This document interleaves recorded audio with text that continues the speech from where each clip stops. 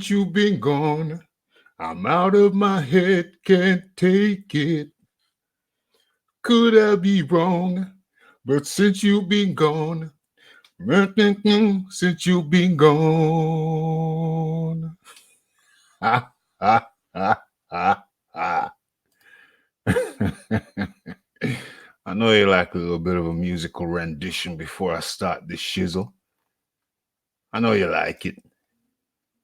But let's make this thing official. Let's get the music crunk. Okay. Let me check the volumes. Get that up a little bit. Just a little bit.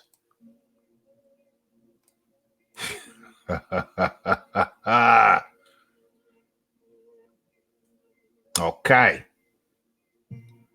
So, yes. You are in tune to Boxing Talk with Raphie. Let me check the volumes. Let me head over to the YouTube window. Oh, it's on mute. Okay. So, okay, that's good. So,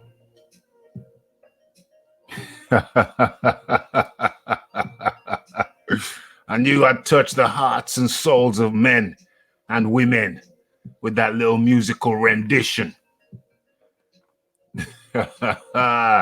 Rainbow, I remember them well. Okay, so you are in tune to Boxing Talk with Raphie. What episode we on? What episode are we on? Episode number 60. 60 deep. And had a little bit of a mishap with the details of the damn thing. Came to start the show and realized I'd already filled them in and now they're disappeared. I'd take a few moments out to get the details in. Not all of the details are correct that you see in the description box in terms of the topic matters. Let me have a look. Actually, yeah, I had to cut out some other ones. No, we're not talking about Rivas as far as I'm aware. We're not talking about Ortiz as far as I'm aware. We are talking about Furies. I just had to cut and paste real quickly.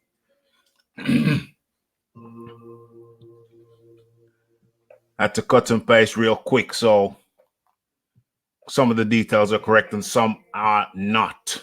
But as a matter of fact, let me make a quick note of the things that I want to talk about that are not in the description box. Damn it. Hold on a second.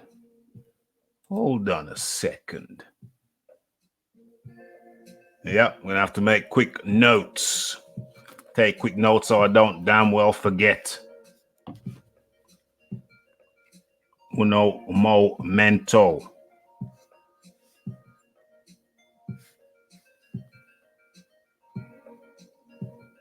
Yeah. Okay. I think I've got it.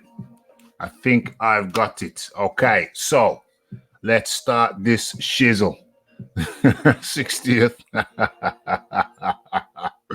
Let's go ahead and do a quick roll call as the people take their time to filter in.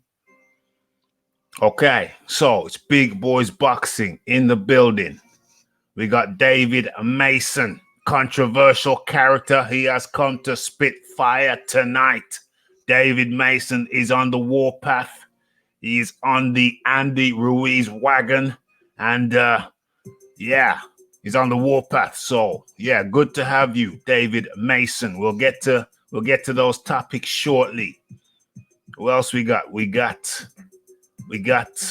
Ruiz, all the way from New Orleans, Regis Prograis country.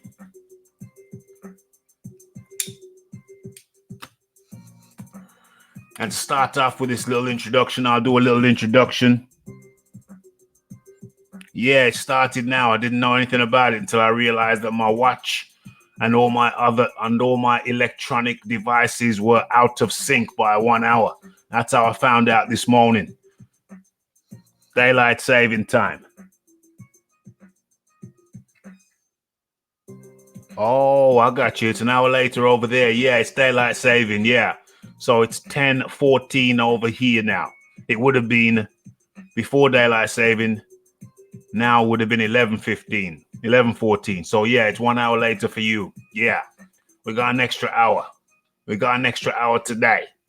So that's what's popping. Okay.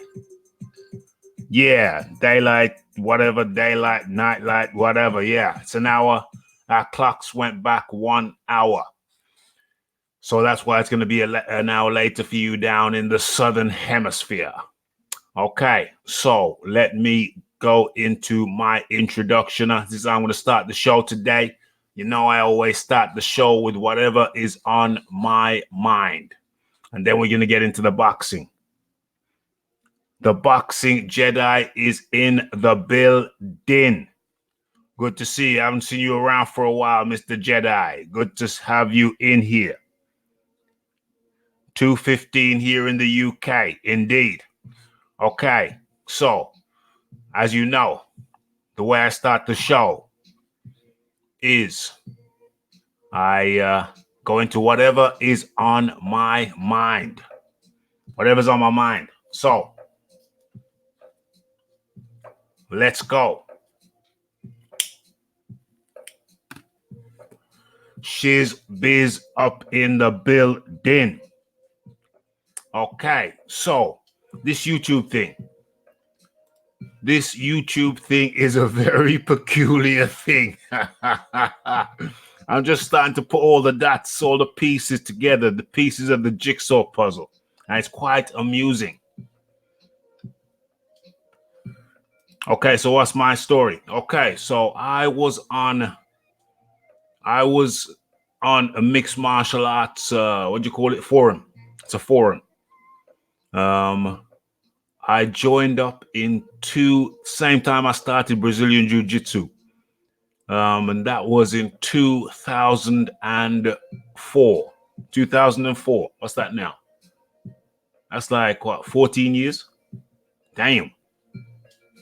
I was actually looking for my nearest Brazilian Jiu-Jitsu school, and I stumbled across the forum. I think. Was that how it worked? Yeah, I think that's how it worked.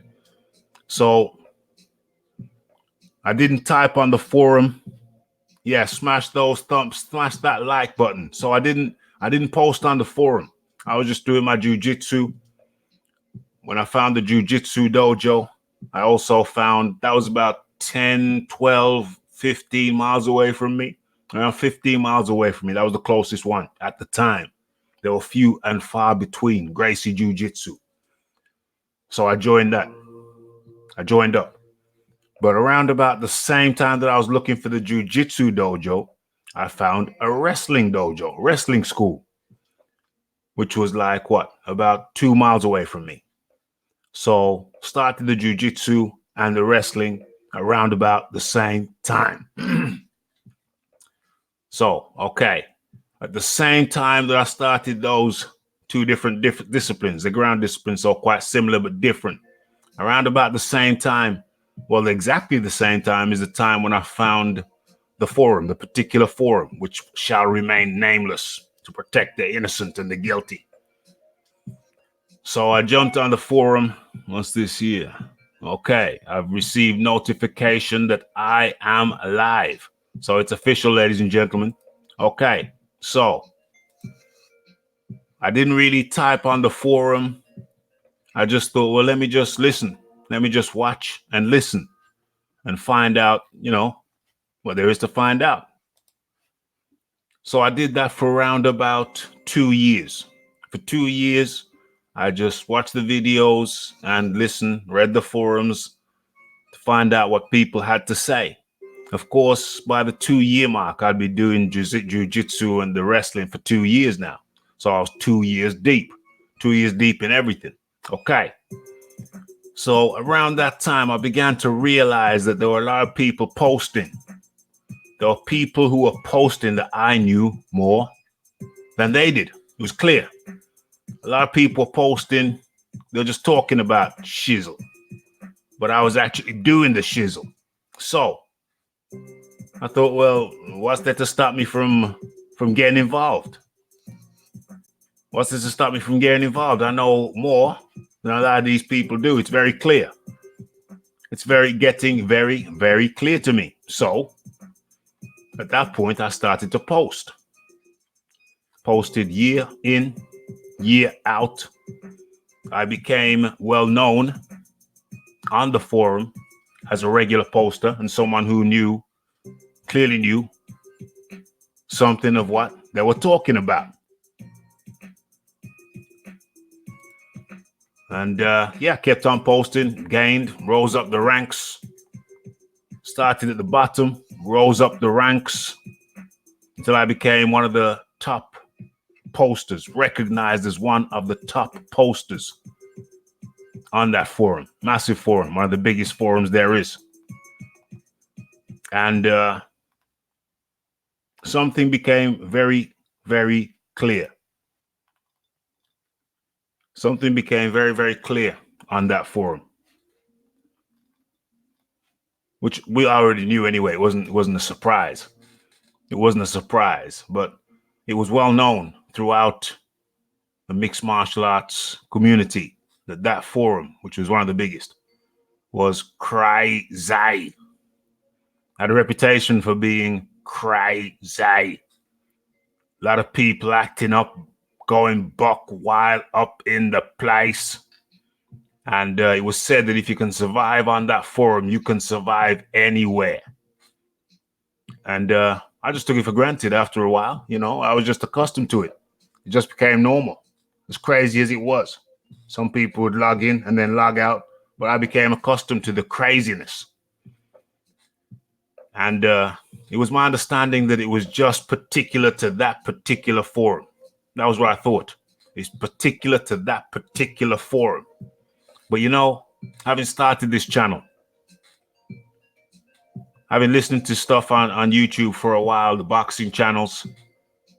You know, I saw the craziness, but it kind of goes over your head. You kind of become immune to it.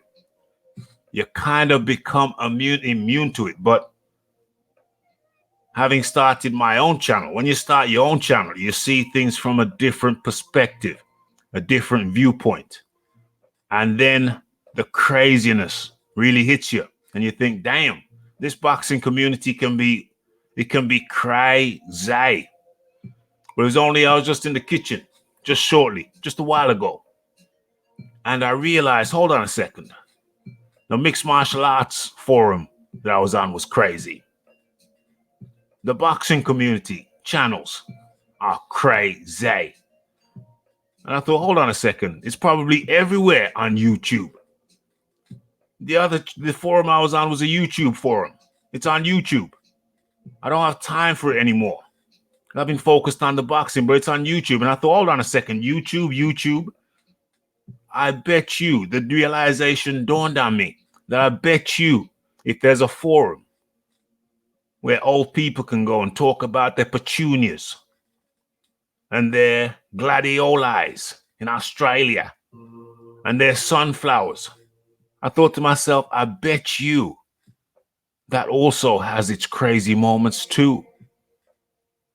I bet you if there's a flower forum on YouTube for old people, I bet you there's pure mayhem and madness going on down there too.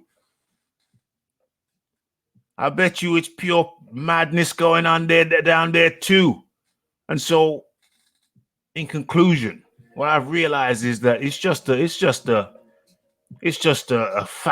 feature. It's just a feature of YouTube, or perhaps forums, YouTube forums. It's just a feature of YouTube forums where the damn thing is crazy. You have people from disparate places, disparate, not desperate, disparate places.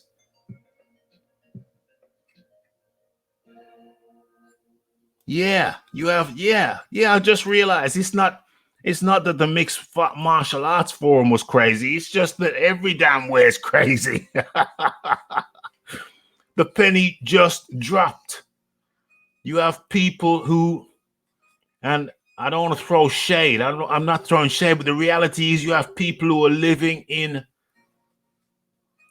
homes, houses, flats, whatever it is, probably not going out as much as they should be going out.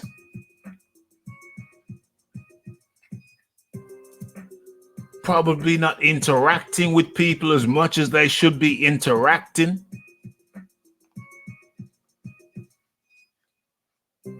Probably just not living a balanced life.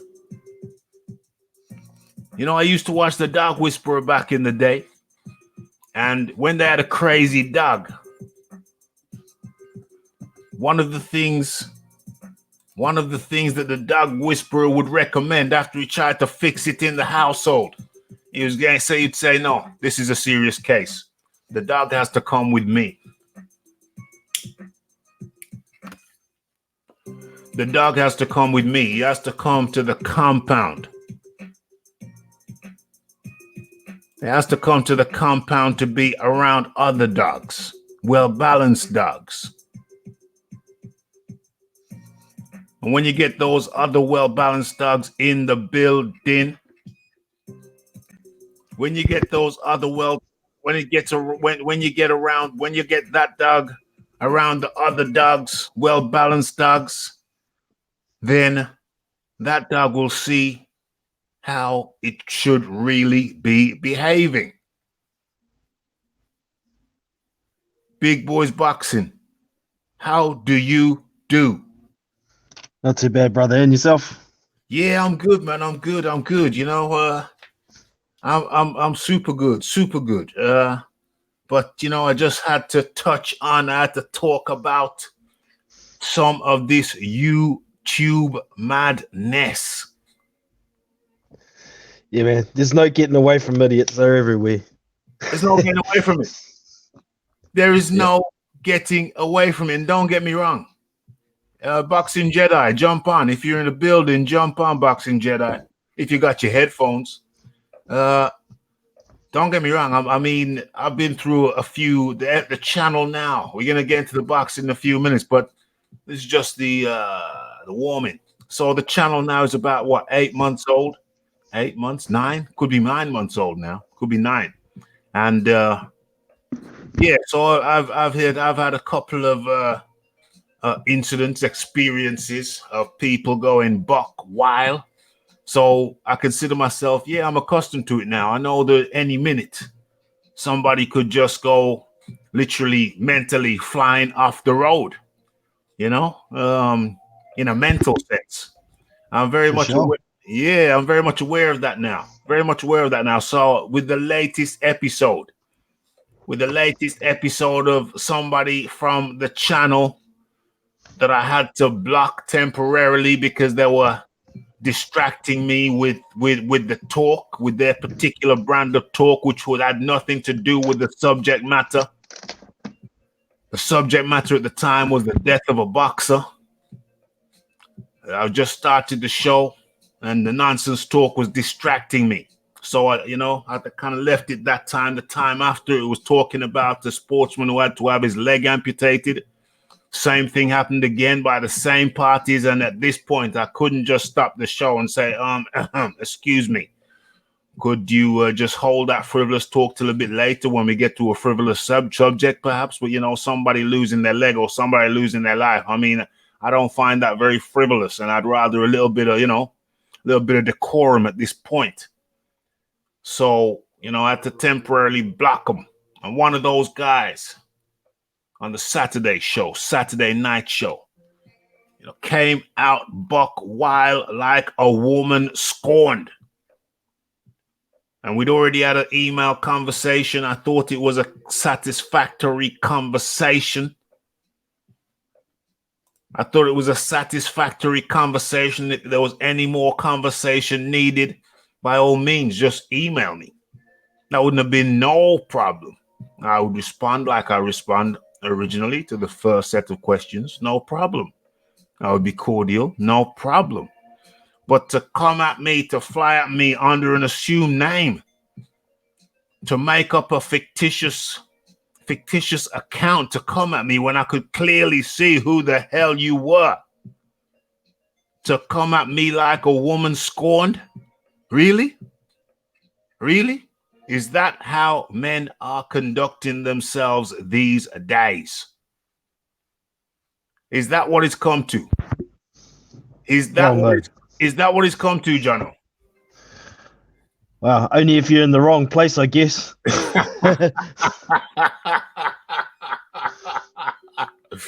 What the hell? What the hell? So what I'm saying is, listen, I can't change YouTube. One man's not going to change the whole entire thing. But all I can say is, guys and gals, please, please, please, don't think just because you're anonymous, nobody can see you or whatever, you can just go buck wild and just go crazy. Of course you can, but is that really the sensible, intelligent way to conduct yourself as a grown man? Acting like a woman scorned? Yeah, well, if you want to be known as one of those idiots that I was talking about, that's the way to go. Damn.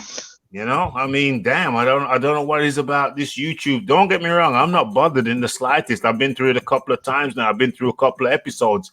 You know, I consider myself a bit as a veteran now. So there's no road rash on me. I'm cool. I'm just saying to the individual and individuals concerned, the type of people who do this shizzle, please just understand that you're grown adults. Conduct yourself in a more adult way. If you want a dialogue, a conversation, there are ways of going about that kind of shizzle. There's a way to do things. You're a grown adult. Act like a grown adult. Just because you're invisible, don't act like some kind of crazy kid. You're a grown adult, for goodness sakes. Is that too much to ask? And don't get it twisted. If you don't want to act that way, that's fine. Act however you want to act it. It is really no skin off my nose. I don't lose anything. I don't lose anything. But you lose a little bit of credibility, my friend, when you start acting like a woman scorned. You lose a little bit of credibility, bro. The channels. You want to carry on, John. You want to act like a child. Expect to be treated like a child. 100%. 100%.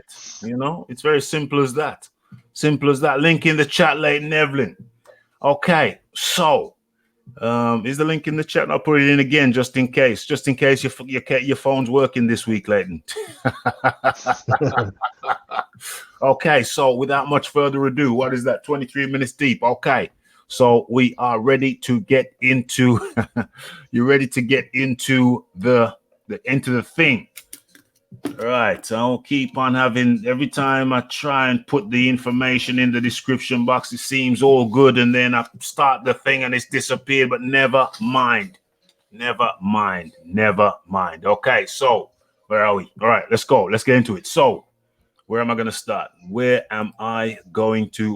Okay, so are you familiar with Randy Couture? Big Boys Boxing. No, it doesn't ring a bell for me, mate. Sorry. Randy Couture, no problem. Randy Couture is an MMA pioneer, mixed martial arts pioneer, UFC pioneer.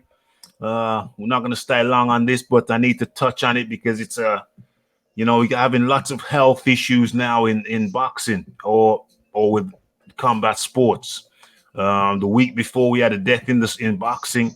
Last week we had a bodybuilder, highly respected, one of the best bodybuilders ever from the 90s, lose a lower leg. And then now, last week, Randy Couture, one of the pioneers of mixed martial arts, American wrestler. It's when the sport was being dominated by Brazilian jiu-jitsu artists. And that was the first wave. And the second wave was the American wrestler. They could just take you down and squash you. The jiu-jitsu guys were lighter. Wrestling, the difference between wrestling and jiu-jitsu is Yeah, the natural Randy, the natural Couture. The jiu-jitsu guys are more skillful, technical. The wrestling guys, they just run through you like a train. You know, they knew enough about the ground game to keep you down. They knew enough to just squash you into the mat. Very tough guys. That's the difference when I went to jiu-jitsu. It'd be nice, all nice and technical, very gentlemanly. You go to wrestling a couple of days later, and people are trying to put you through walls. That's the difference. That's the difference. And so Randy Couture, he took on Vitor Belfort back in the Dizzy. I got no notes in front of me. This is all from memory. Beat the favorite, the Brazilian, Vitor Belfort. He was incidentally juiced to the gills quite clearly. And Leighton Evelyn, John, we see the third play. Anyway, so yeah, so the natural been in the sport now, and he was kind of a bit of a hero because he carried on at the highest level until he retired a few years ago, and he was something like in his mid-40s by the time he retired, and he was still beating up on young champions. So the natural was a bit of a legend, is a bit of a legend, a living legend. He's got to be around 50 now. Randy Couture, you'll see him in films like The Expendables. If you watch The Expendables, you'll have seen him. So, yes, the natural, indeed. And recently, I just found out the other day, where am I in the chat? Let me scroll down with these things. Let me scroll down with these things. Where are we? Yeah, the natural. There we are. So, yeah. So just recently, I found out that just the other day, last week, Randy Couture had the natural had a heart attack. Like I said, he's got to be in his early 50s about now. And it was a big surprise to me. But apparently he's an American, and he lives very close, a couple of blocks, 3 blocks away from the hospital. He's working out, and being the damn stud that he is, he walked to the hospital because he said it would be quicker to walk there than to wait for an ambulance. So he walked to the hospital and he got treatment. And yeah, Randy the natural. I should really pull up a picture of the natural. Where are my manners? Where are my manners? Where's the natural? Randy the natural Couture. I really need a secretary around here.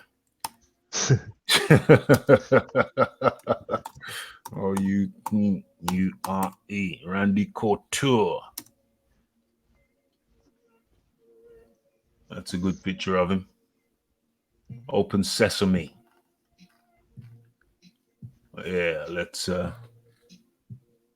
my God, that woman's his girlfriend. Now let me share. Let me share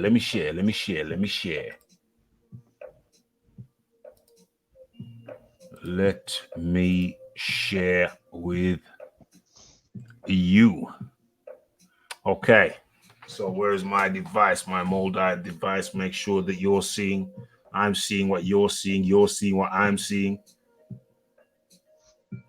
Let's get out of that. Let's go home screen. Okay, so that before you is Randy the natural Couture. Small picture. Let's get a bigger one.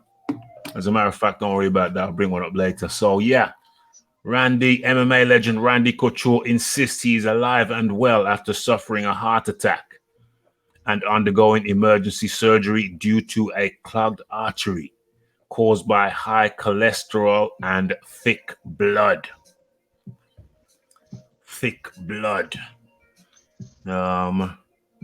That kind of I wasn't gonna say it, but since Leighton Evelyn's already said it, then I guess I don't have to pussyfoot around, because thick blood is associated with, well, I'll come to that in a second. Mixed martial arts legend Randy Couture is recovering in intensive care. Well, he's just left after suffering a heart attack on Thursday. damn, is 56. The 56-year-old is expected to recover.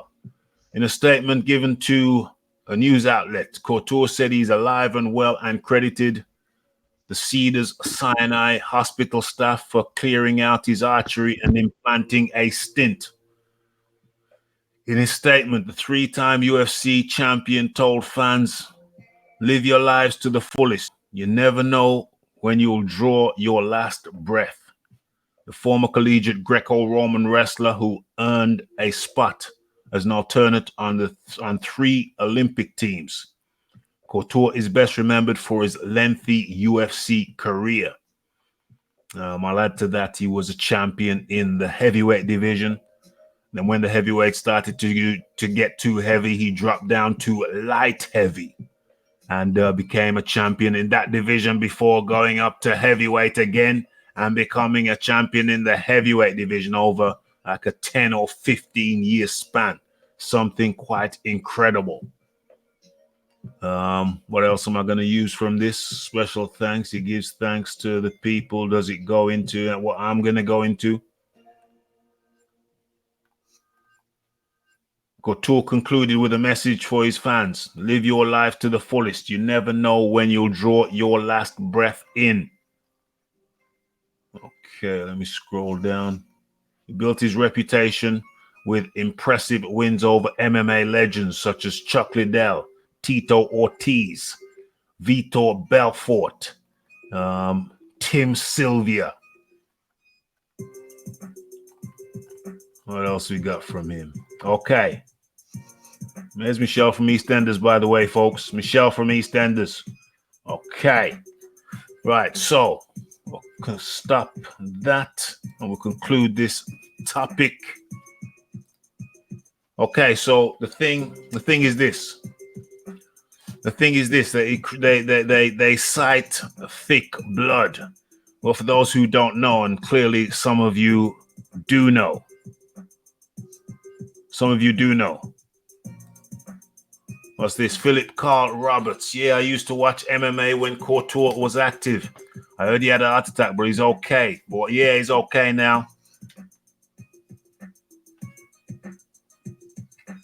Yeah, he's okay now. Saw him leaving the hospital on a TMZ thing. Not going to play that copyright stuff. Yeah, he was a very, very impressive guy. Let me get through these comments and then I'll give you my conclusions to this section. Randy was an absolute beast. One tough mofo. Him and Chuck, what a fight. I think I still got that fight on DVD. DVD. Sounds like a strange term now. DVD, not Blu-ray. DVD. Who's that? Chuck Norris? Chuck Liddell. Chuck Liddell. Oh, okay. The guy with the mohawk. Yeah. And he beat James. Yeah. Oh yeah. Jono. He beat James Toney in an MMA bout. The UFC. Yeah, I remember now. Yeah. You'll remember that. He beat James Toney in a very, very disappointing one-sided fight. Yeah. That guy is Randy Couture. Let me get to the bottom of these messages. Yes, wishing Randy Couture. Randy, if you're watching this, I wish you a speedy recovery, mate. And Randy, if you're watching, the link is in the chat. Okay, so yeah, absolutely. Hope Randy gets well soon. He was great. And as a matter of fact, one thing that Randy was always known for. One thing that Randy was also known for outside of his endeavors. Let's see if we can see one of those pictures now. Randy Couture. And okay, we can get into this. This is one of the features of Randy Couture. I'm gonna share my screen and you'll see what I mean. Share my screen and you'll see what I mean. Okay, so this is Randy's current lady. Let's see if we can get a bigger picture.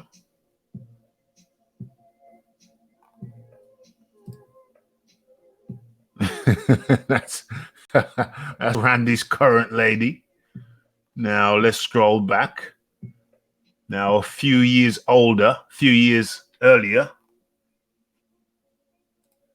that was Randy's current lady then. Damn, she got spotty. Okay. And then a few years before that, this was Randy's wife. She got involved with Randy and all of a sudden decided she wanted to be an MMA fighter. Didn't work out too well, I'm afraid. Unfortunately for her. That's not her, that's Ronda Rousey. Let's get out of that. Why does Randy Rousey's head look strange? Okay. So that was the wife a few years ago. And a few years before that,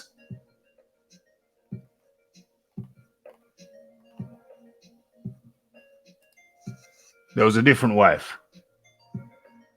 Randy was known to be an absolute stud in the ring. And a man who seemed to like to get married a lot. And divorced a lot. Crazy, crazy, crazy. But now I'm glad that he's just doing the girlfriend thing. That was one of the wives.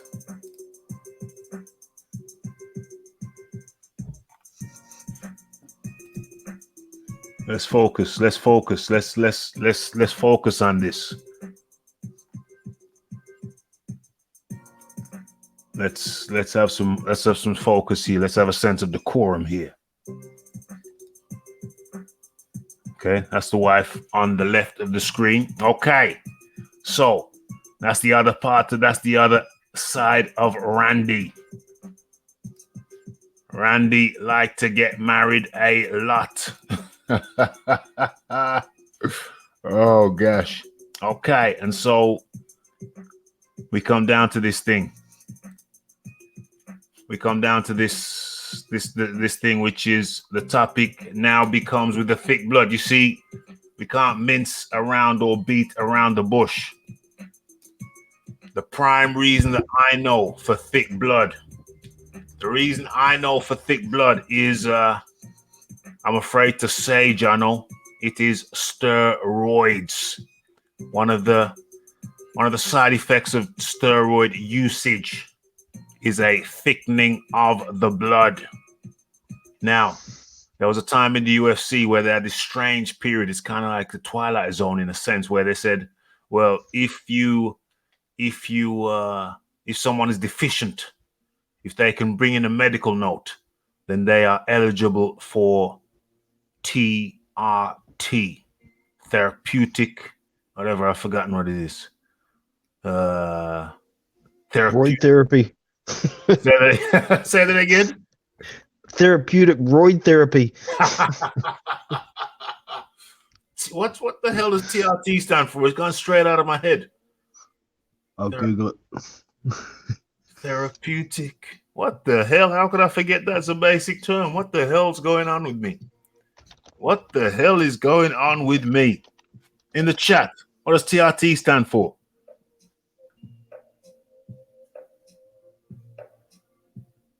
In the chat, what does TRT stand for?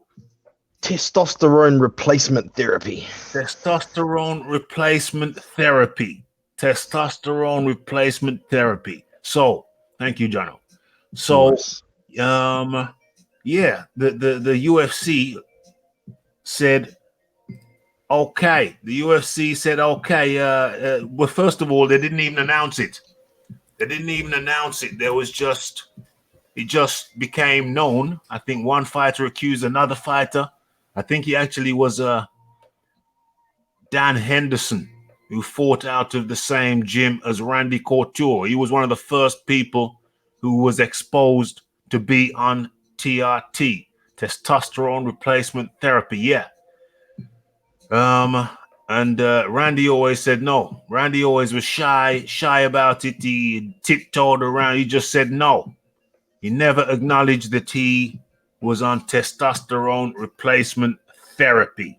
Never acknowledged it. But like I said before, this brings us full circle. Like I said before, he was fighting up until his mid-40s. And everyone suspected that Randy the Natural, as his nickname was, Randy the Natural Couture, may have actually been supernatural. He was getting some assistance from the bottle. And now it's come out that he's just come out of the hospital because he had a heart attack because of thick blood. It's not really much of a question now. It's almost like a confirmation. And interestingly, he said, I've always known I've had thick blood. I've known now for about 15 years. And strangely enough, that would fit the timeline of when he would have been taking TRT, testosterone replacement therapy. He was suspected of taking testosterone replacement therapy in the UFC at the time. And interestingly, the UFC, they came to their senses and they said, no. If you have come to an age where your testosterone dropping, rather than taking testosterone replacement, maybe you should just quit the sport. And interestingly, some of the guys who were on testosterone replacement therapy when it was outlawed, they kept on fighting. So clearly it wasn't that essential to their functioning that they were on the TRT, was it now? If you kept on fighting and kept on doing reasonably well, then clearly you didn't need it as much as you implicated or implied that you did. So yeah, they had TRT, legitimized testosterone replacement therapy in the UFC. Jono, what are your initial thoughts to this whole crazy story? Well, yeah, it certainly arises a suspicion, doesn't it? I'm just actually trying to educate myself while you were talking there, looking up what can cause thick blood. Okay, that's good. That's good. I haven't come across what can cause it just yet, but it does say here people with thick blood, or people whose blood has thickened doesn't cause health issues, but people with certain medical conditions that thicken the blood, it can affect their life majorly. But that's as far as I've gotten. So Randy, yeah, certainly has arise suspicion of him taking some kind of steroid or testosterone, which is steroid. So it's unfortunate. Hope he comes right and stays off the juice. Yeah. Well, that's the thing. If you come off the juice, your blood will return to, well, I imagine it would return to normal thickness. But when you take the juice, I'm not going to get into another tangent on this, but well, I am going to get into a tangent, but just for a few seconds. There was a real life story, a real life gangster story. I'm not going to get into it, but apparently this guy who was juiced to the gills. It's a true story, actually. Maybe I'll talk about it another time. This guy, gangster, was juiced to the gills. He got shot up by another gangster. And do you know what saved his life? It wasn't a vest. It wasn't a bulletproof vest or anything. It was the fact that his blood was so thick that he didn't bleed out. Clotted. Yeah. The juice actually stopped him from bleeding out. Far up. Crazy. Absolutely crazy. I mean, he's probably near death because his blood was so thick anyway, but he actually lived. um, for a while. He survived the gunshot because his blood was so damn unhealthily thick. You see, when you do that stuff, you're supposed to, and Randy said it in an interview on TMZ. When you're that thick, when your blood's that thick because you're doing what we just talked about, you're supposed to give blood periodically, something like at least 3 or 4 times a year, just to, so you have to regenerate new blood, which will be less thick than the old blood. And, kind of like, it's just like changing oil. You got to change out the oil. So you have to almost have a bloodletting just to help, just to clear out some of the thickness. But it certainly seems to me, and of course I have no proof of this, but it certainly seems to me that he's been a user now, a TRT at the very least, TRT levels for, like he said it himself, like 15 years. So people, once again, it's a warning. Be careful of that stuff that, some people choose to put in their systems. Even at TRT levels, that stuff can thicken your blood. And as happened to Randy Couture, you get a little clot slightly. You can fur up the arteries as well. You get a little bit of a platelet, I think they call it, break off, flake off from your thickened arteries, lodges in your lungs or your heart. And, it could very well be a wrap. So once again, it's a anti-TRT message. That stuff can certainly boost your performance. As a matter of fact, I'm in the middle of watching a documentary. I'll finish it off after the show. And the documentary is called Icarus. I recommend it to anybody. It's on Netflix, probably other places, and it's about a cyclist who's also a journalist, and he wants to investigate the usage of performance enhancing drugs in sport. And he's actually a cyclist, amateur cyclist at high level, just below professional level. And he goes over to, I think it's France, to do a very high level race. But he enlists one of the guys from one of the top guys from a doping agency over in Russia. And that guy just for the hell of it, he gets involved in the project of seeing if this guy can dose, can take PEDs, and then get away with it, just as an experiment. And I'm only halfway through, but it's a fascinating thing. It's called Icarus. And while he's making the documentary, it coincides with this guy, the whole Olympic Committee coming down on this guy, coming down on the Russian team, when news is leaked out and that the Russian Olympic team, or basically the Russian state, were sponsoring their Olympic team, and pretty much everybody who performed for Russia at the Olympics was on a state-sponsored program, doping program. And so the documentary actually coincides with the time when the whole thing blows up.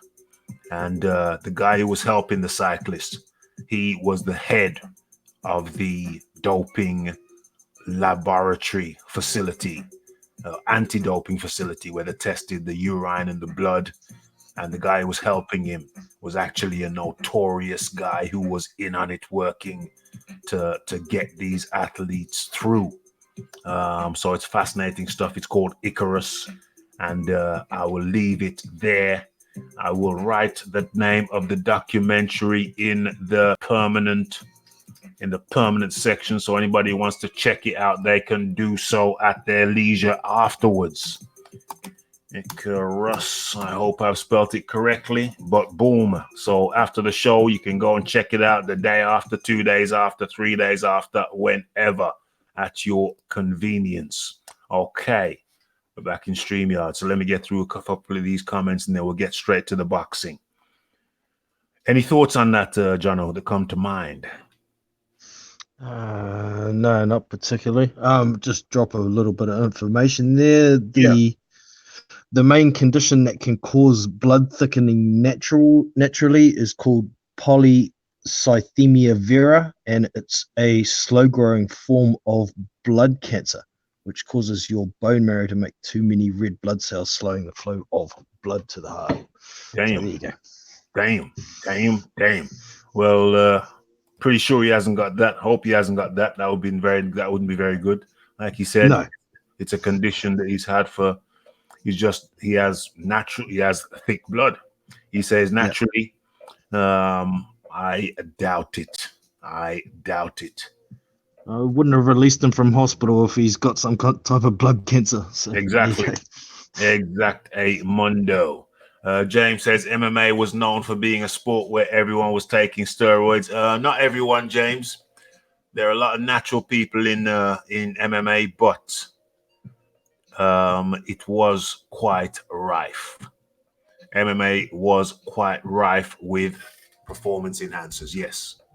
I mean, to be fair, I mean, it's a very intense sport. You're not just learning boxing, you're not just learning kickboxing, you're not just learning grappling, you're not just learning jiu-jitsu, wrestling. You're learning like about 4 different methods, 4 different styles, all in one training camp. So it is intense. I'm not making any excuse for it or condoning it, but I just get a little bit of background information.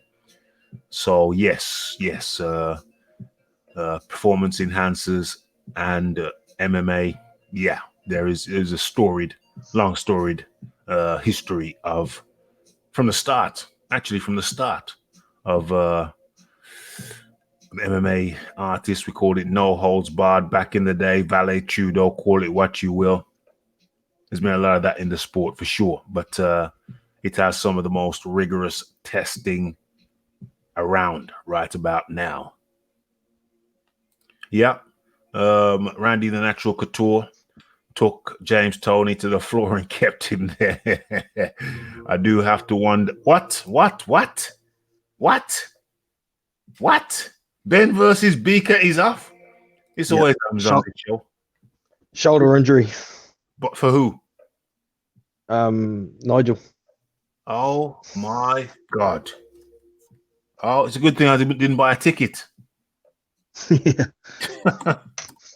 Ben versus Beaker. This always happens on this show. Called off after shoulder injury. OMG. Let me share this for people who didn't know.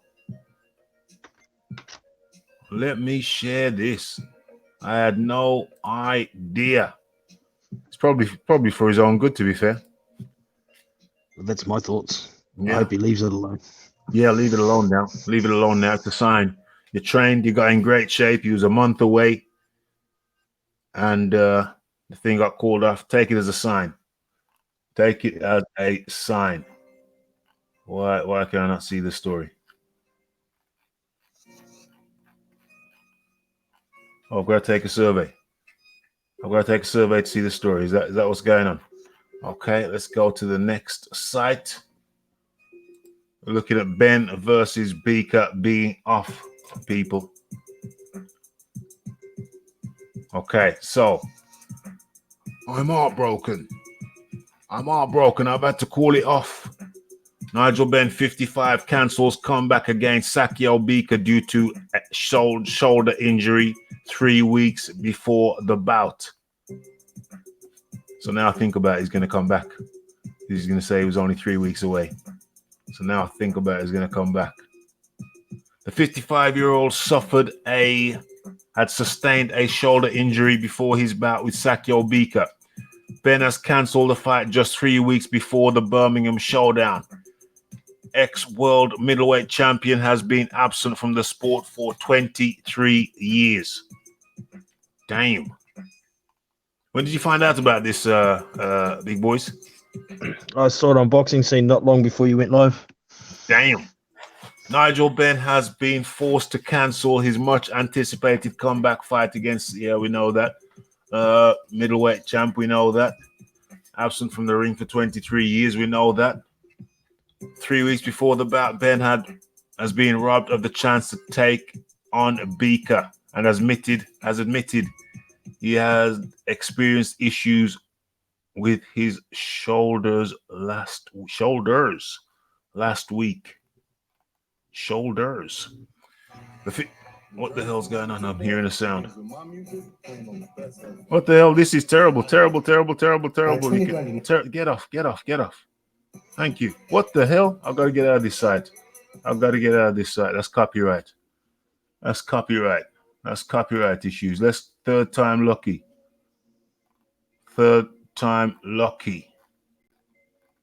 Where are we? His son Connor had told the Express earlier this month. I still can't believe it's happening.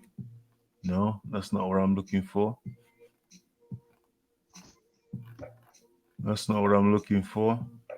his comeback has been left in tatters after injuring his shoulder at the Matchroom Boxing Gym in Essex. I've been dreaming of a one-off fight for years. The fight was sanctioned by the British and Irish boxing. Ben had been warned by ex-professionals to refuse the temptation of getting back into the sport so long after being out of the ring. He lives in Australia. It's not to do with fame. He just bought a 6-bedroom mansion with a theatre and pool in Sydney. So it's not about the money either.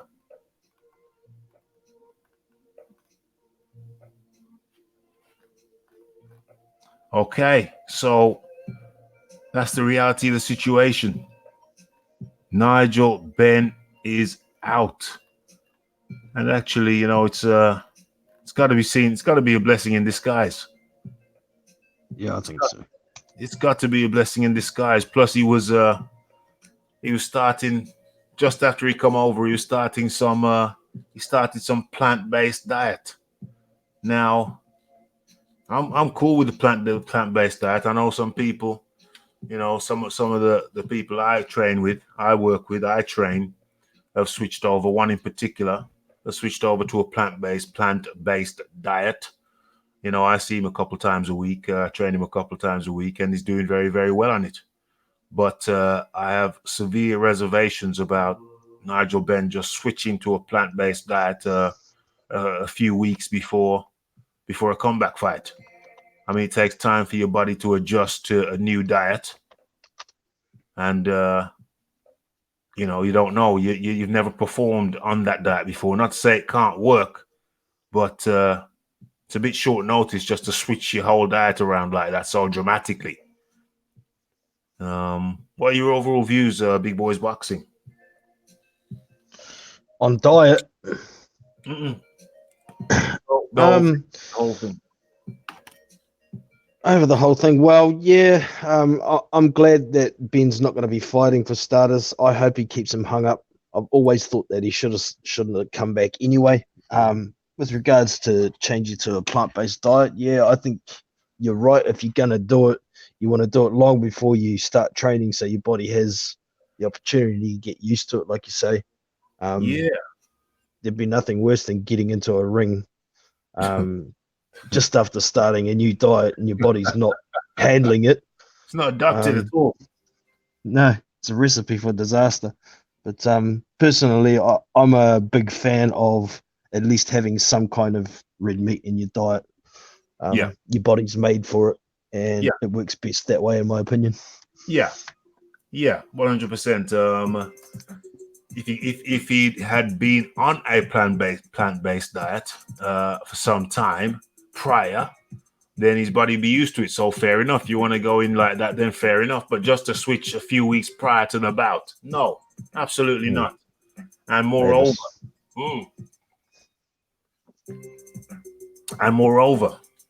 in a recent interview on Saturday, after his son's fight, Conor Benn, he was talking about how he was losing so much weight on it, and he was going to come in well under the light heavyweight limit.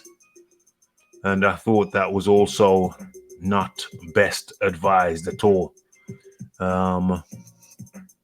It's just, why would you come in lighter than you need to come in lighter? Just because the diet's dropping weight off you it doesn't necessarily mean that's a good thing. No, not at all. So I thought that was I didn't like that either. I didn't like that either. The thought that he was happy to just keep on dropping weight because he knew because the diet was dropping weight off. If you don't need to drop any more weight, then stop dropping weight. Yeah. Stop dropping weight. Just don't say I feel good, I'm dropping weight and I feel good about it. No. In your own personal life, then fine, go back on the plant-based and keep on dropping weight. It's good for dropping weight. I know that. I can testify for that. Plant-based diet is good for dropping weight. But I have to agree with Jono's sentiment there. I'm in favor of a diet that is plant-based, yes, but not plant exclusive. There is a difference. Yep. A little bit of red meat in there, just a little bit of white meat in there. You see, if he was saying that he was plant-based but not plant exclusive, I'd be cool with that. I think ideally, if his body tolerated the plant-based diet very well, well, why not throw a little bit of meat in there as well? Just a little bit. Yeah. Small portions of meat. A couple of small portions of meat per day. I think that would have covered all his bases. You know what I mean? That would have covered all the bases. But he'd gone plant-based. He was dropping too much weight. He'd gone under the light heavyweight limit. He was going to come way under the light heavyweight limit. And no, I say no. I say Was the fight going to be at light heavyweight? Was it? The fight was Not going to be at super light. Yeah. The fight was going to be at light heavyweight. Yeah. Okay. And he was easily going to be down into the super middleweights easily. And I, you saw the sucks, and I don't think, that would have been advisable at all. So okay, that was a shock. That was a shock to me. I had no idea. I just have my list, and then we go live with my list. Maybe I should start checking the site before I do the show. But I don't know. I like these surprises. I like these surprises popping up mid-show. Okay, let me just go into the chat before we get to the next topic.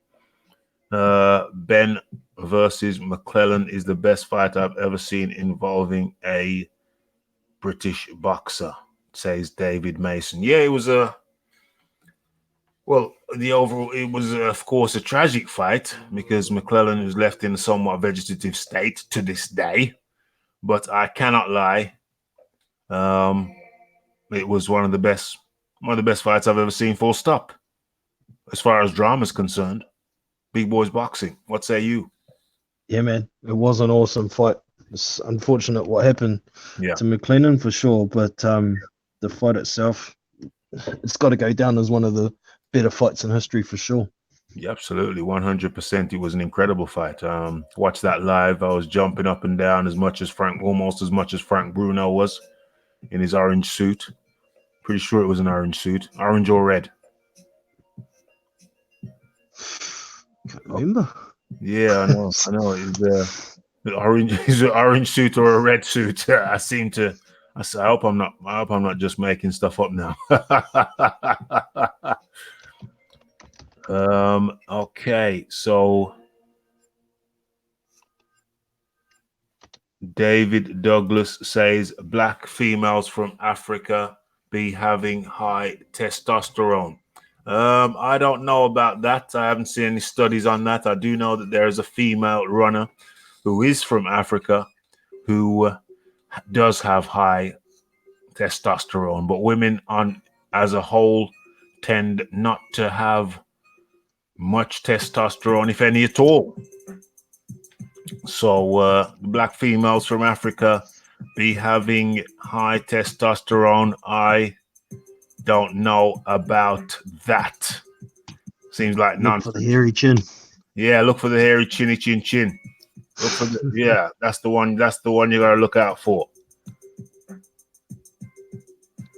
Best fight I've ever seen would have to be got Gatti v. Ward 1. That would be your choice, would it, David Mason? You want to go in on that, Jono? You want to go in on the best fight you've ever seen?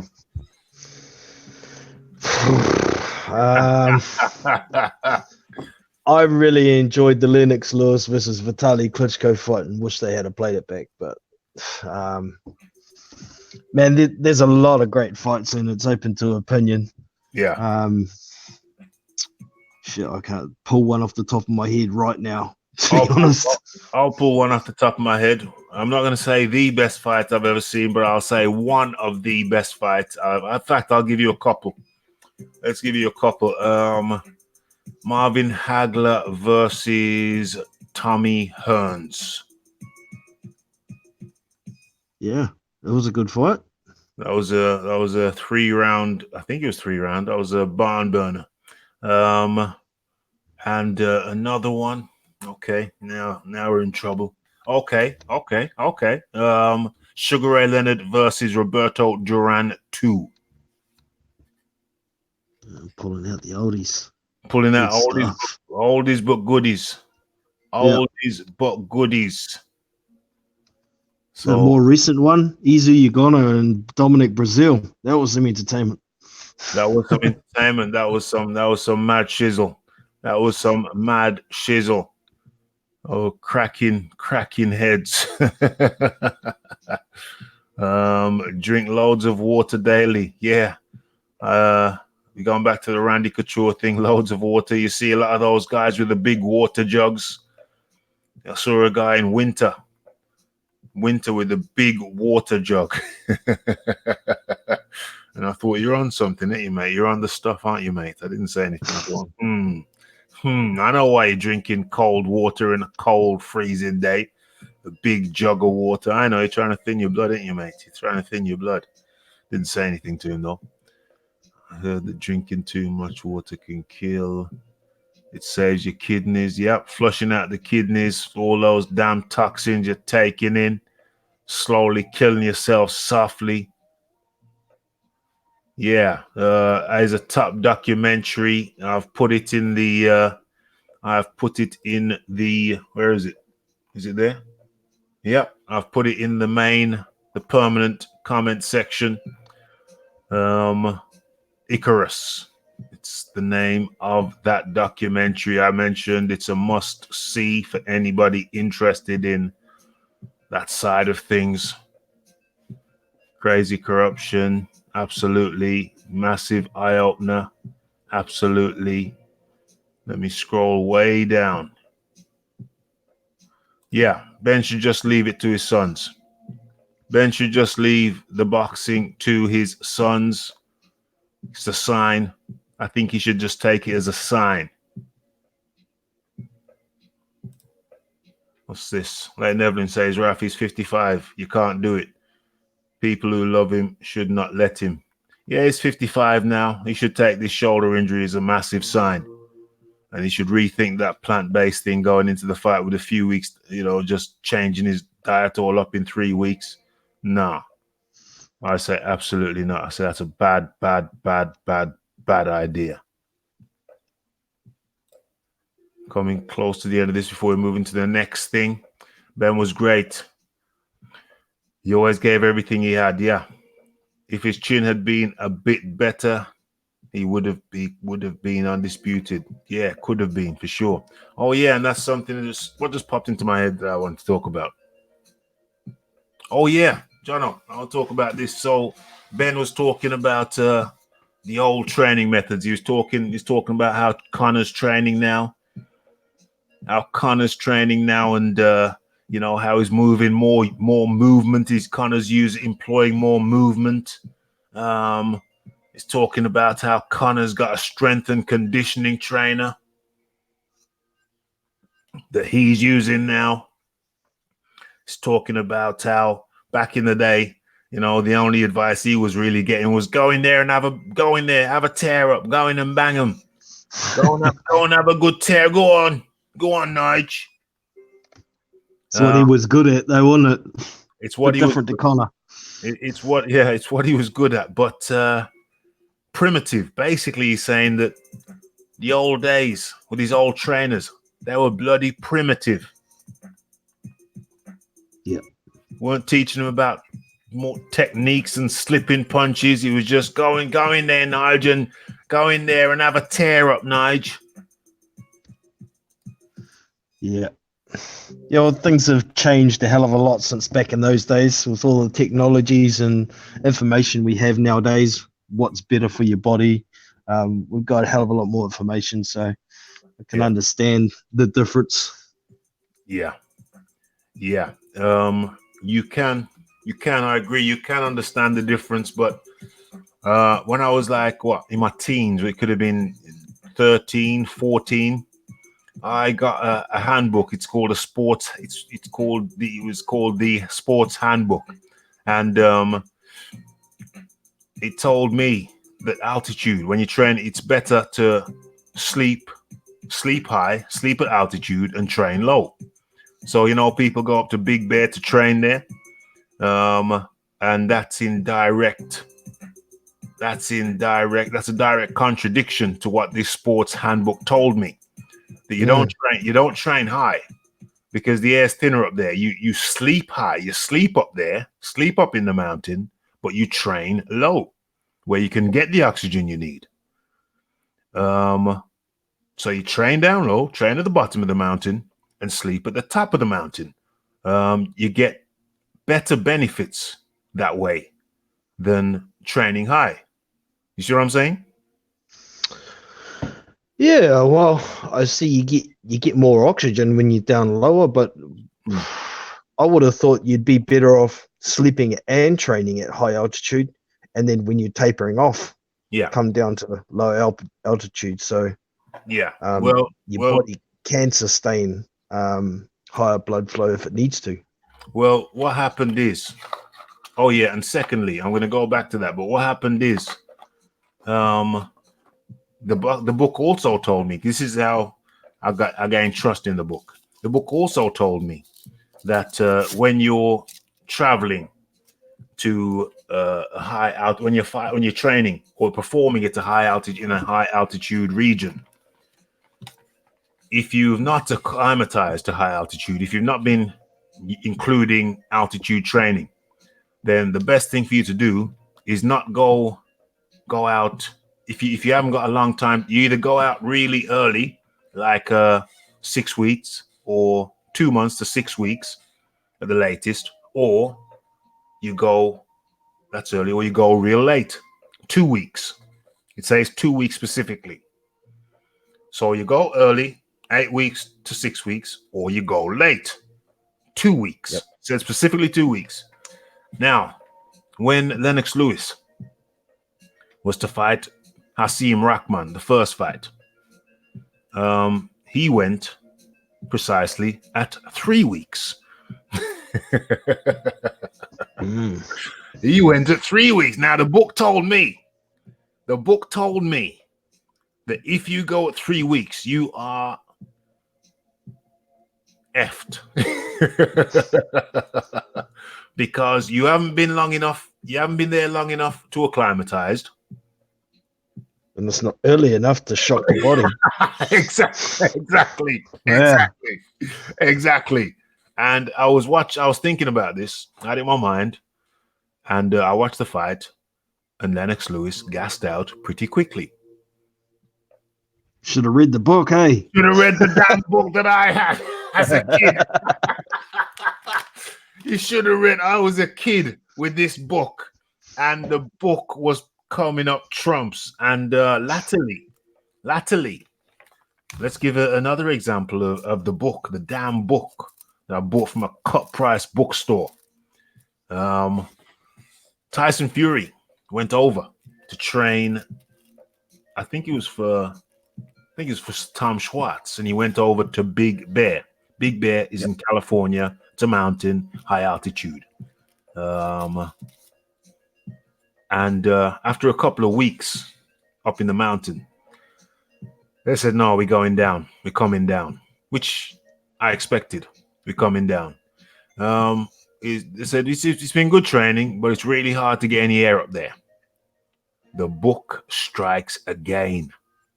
Tyson Fury should have been training down low where he could get all the oxygen, and then sleep high where your body adapts and you still get more red blood cells, but it does it in a more gentle way. Mm-hmm. Because if you go up there and you can't train because you can't get any air, then you're going to go into the fight underprepared because you haven't been able to get the rounds in. Tyson was lucky that one only went 2 rounds.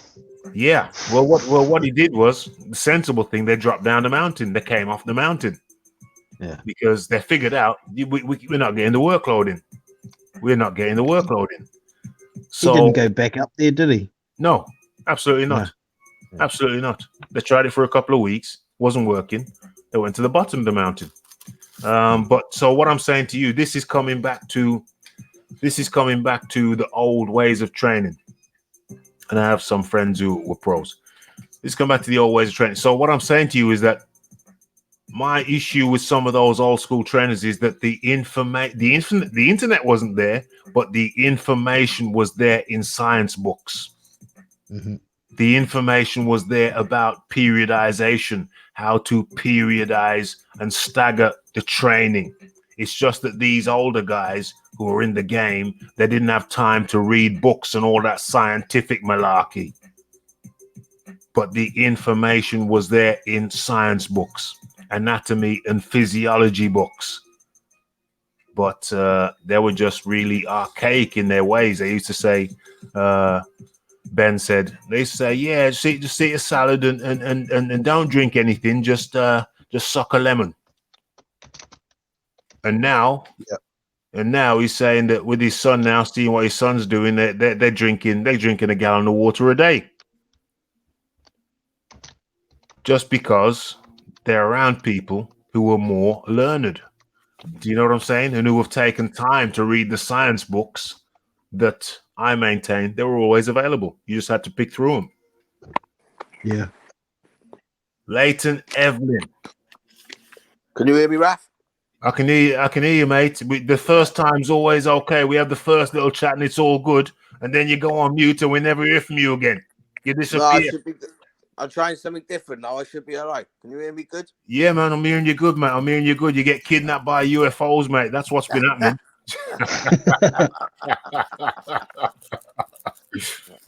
Yeah, talk to me, Leighton. Talk to me. What's on your mind, bro? What's going on? No, I'm just listening, mate. I'm just listening to you two. Unless you and Jono. It's been a bit of mature talk, like, do you know what I mean? None of this kiddie shit. It's some real talk. So I'm just listening, Raph. Do you know what I mean? Man. Yeah, man. That's good. That's good. You're more than welcome, bro. So what I'm saying, Jono, is that the scientific literature is always out there. It's a question of people picking it up and testing it. Do you see what I'm saying?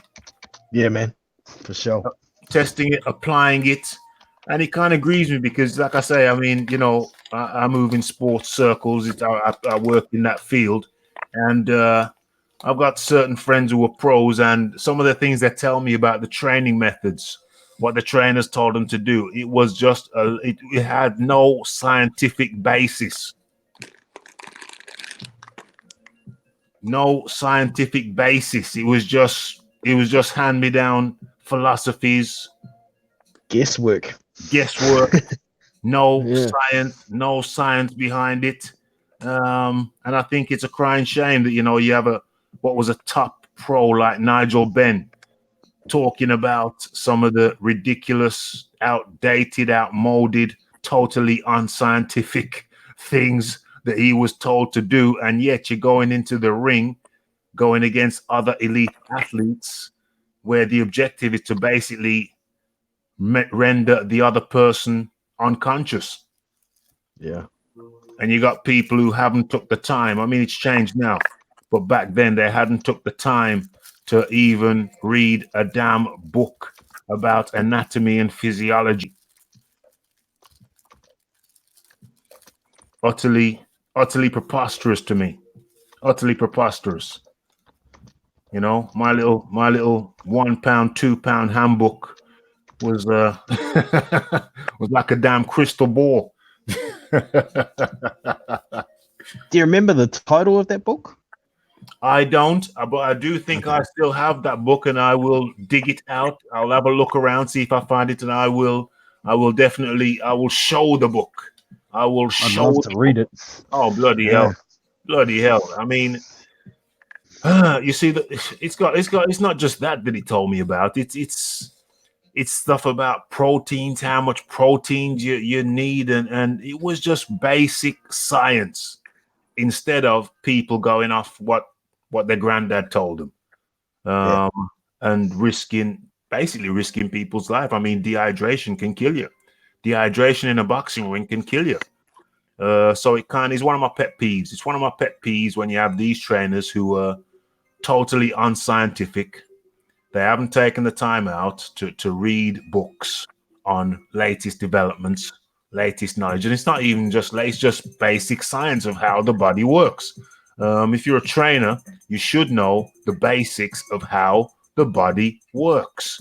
You should know about recovery time. You should know how to stagger training, how to periodize training, so the individual, the trainee, is working different types of systems. Do you know what I'm saying? Your aerobic system, your anaerobic system, stagger those things in a scientific manner. So it's just a pet peeve of mine, but there you go. But I will look up that book because I know I've got a lot of old school books on the shelves. But anyway, okay. So you've got to have a PhD for all that shit this day and age, Raph. well, well, the thing is, Leighton. The thing is, Leighton. There's nothing stopping anybody from going and getting a PhD.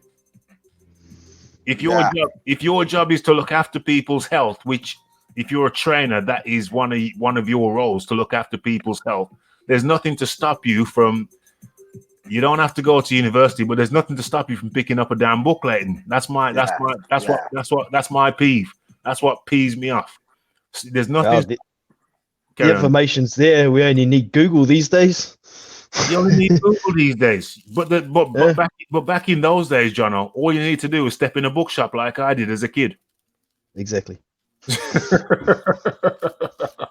You know what I'm saying? My thing is, it's not new information because I've read some of the stuff that Nigel Benn. Yeah, it's one of my pet peeves. I've read some of the stuff that Nigel Benn said before about his old school training, and he's talked about his training where this one. I'm not going to name the trainer because I'm not here to throw anybody under the bus, but this one trainer had him training 3 times a day, and that's too much. It's too much. Yeah. It's too much. And Nigel said. And Nigel, you see, you can train 3 times a day if you're training very short sessions, and each time you're doing something different. I mean, even then it's a lot because all you'll be doing in between is sleeping. And you can have 3 sessions a day, but not necessarily 3 training sessions. For example, 1 session could be running in the morning. That's standard. So you're running in the morning, fine. But really, you run in the morning. Errol Brahma Graham run in the morning, early in the morning, and go back to bed. That's fine, right? So your second session, that's not a gym session. That's like outdoors. Okay. So your second session would be pad bag work and very light sparring, where you're not getting hit in the head. So that's your second session, fine.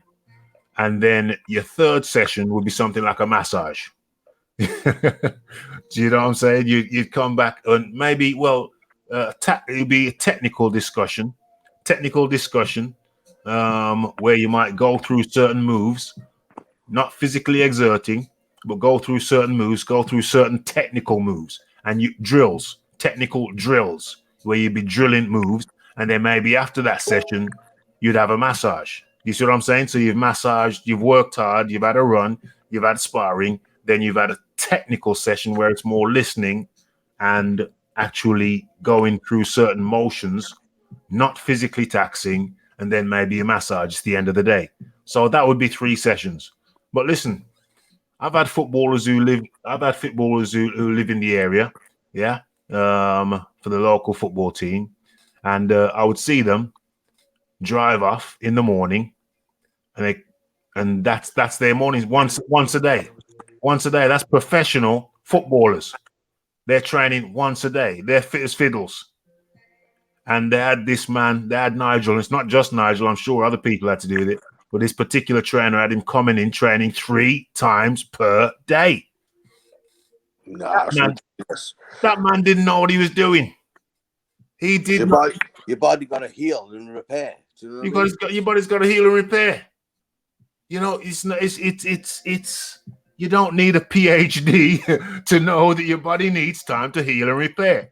Training a man 3 times a bloody week, you're using that dude as a science project. You don't know what you're doing. You're using the man as a science project. Raph, back in my day, it was eat your porridge and you was good to go, mate. You know what I mean? What do you mean, eat your porridge and no training? You got to have some training. You have porridge in the morning, you're good to go, like, you know what I mean? Oh, man. They know so much now for sports science, what you're saying. They know it down to an art now, like. They can tell you what calories you need, what energy you need, what you need to burn off. There's so much from back in the day. Like, we didn't have a clue, mate. It was just, you know what I mean? Well, I'll tell you what, though. We don't know as much as they know now, but I'll tell you what we did know. We knew that you needed your carbohydrates, you needed your rice and your chicken. Yeah. Or your sweet potato on your chicken and your vegetables. Yeah. You needed your rice, your chicken, and your vegetables. That's what we knew. We knew that. Yeah. That's what we knew. And I'll tell you something else we knew. We knew that you should train 3 times a week, Monday, Wednesday, and Friday. Well, that's what I used to do. I was 3 times a week. 3 times a week. And you stay active anyway, wouldn't you? Do you know what I mean? Yeah. You do your own little run, your little swim, whatever. But your main session would be 3 times a week. That's what I do. Exactly the same, man. 3 times a week. We knew that. We knew that much. We knew that much when we went down to the old school youth club or the local school gym. Yeah. 3 times a week. Monday, Wednesday, Friday. That's what I did. And we knew to eat the rice and the chicken and the salad. Yeah. That was your evening meal. And we knew in the morning to have cereal. Either cornflakes, shredded wheat porridge. Yeah. And we knew to have a good night's sleep. Yeah. And let me tell you this, those are all the basic essentials.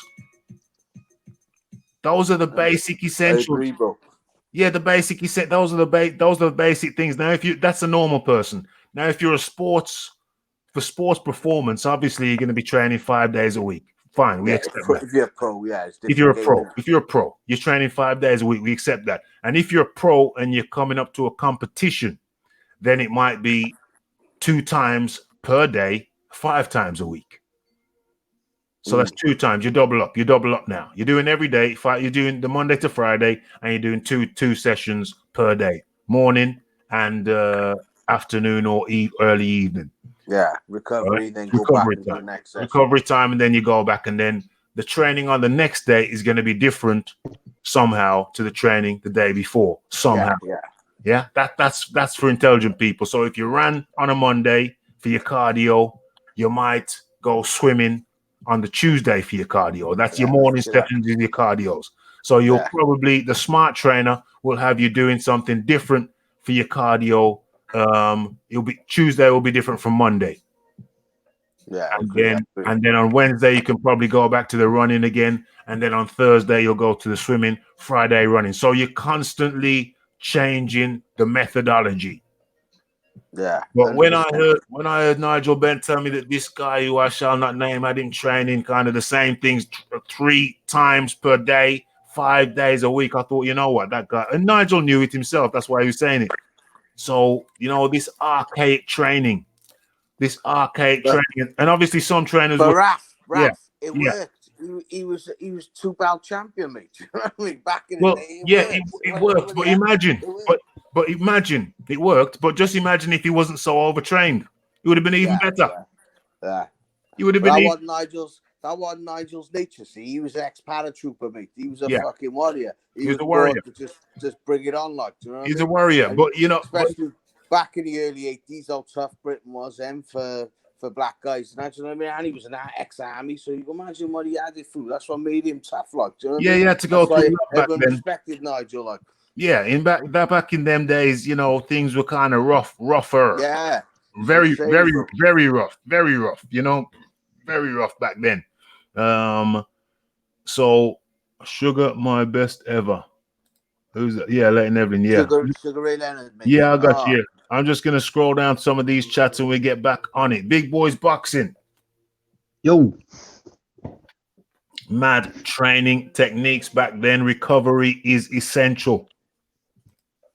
for sure. There wasn't much of a line between hard and stupid back in those days.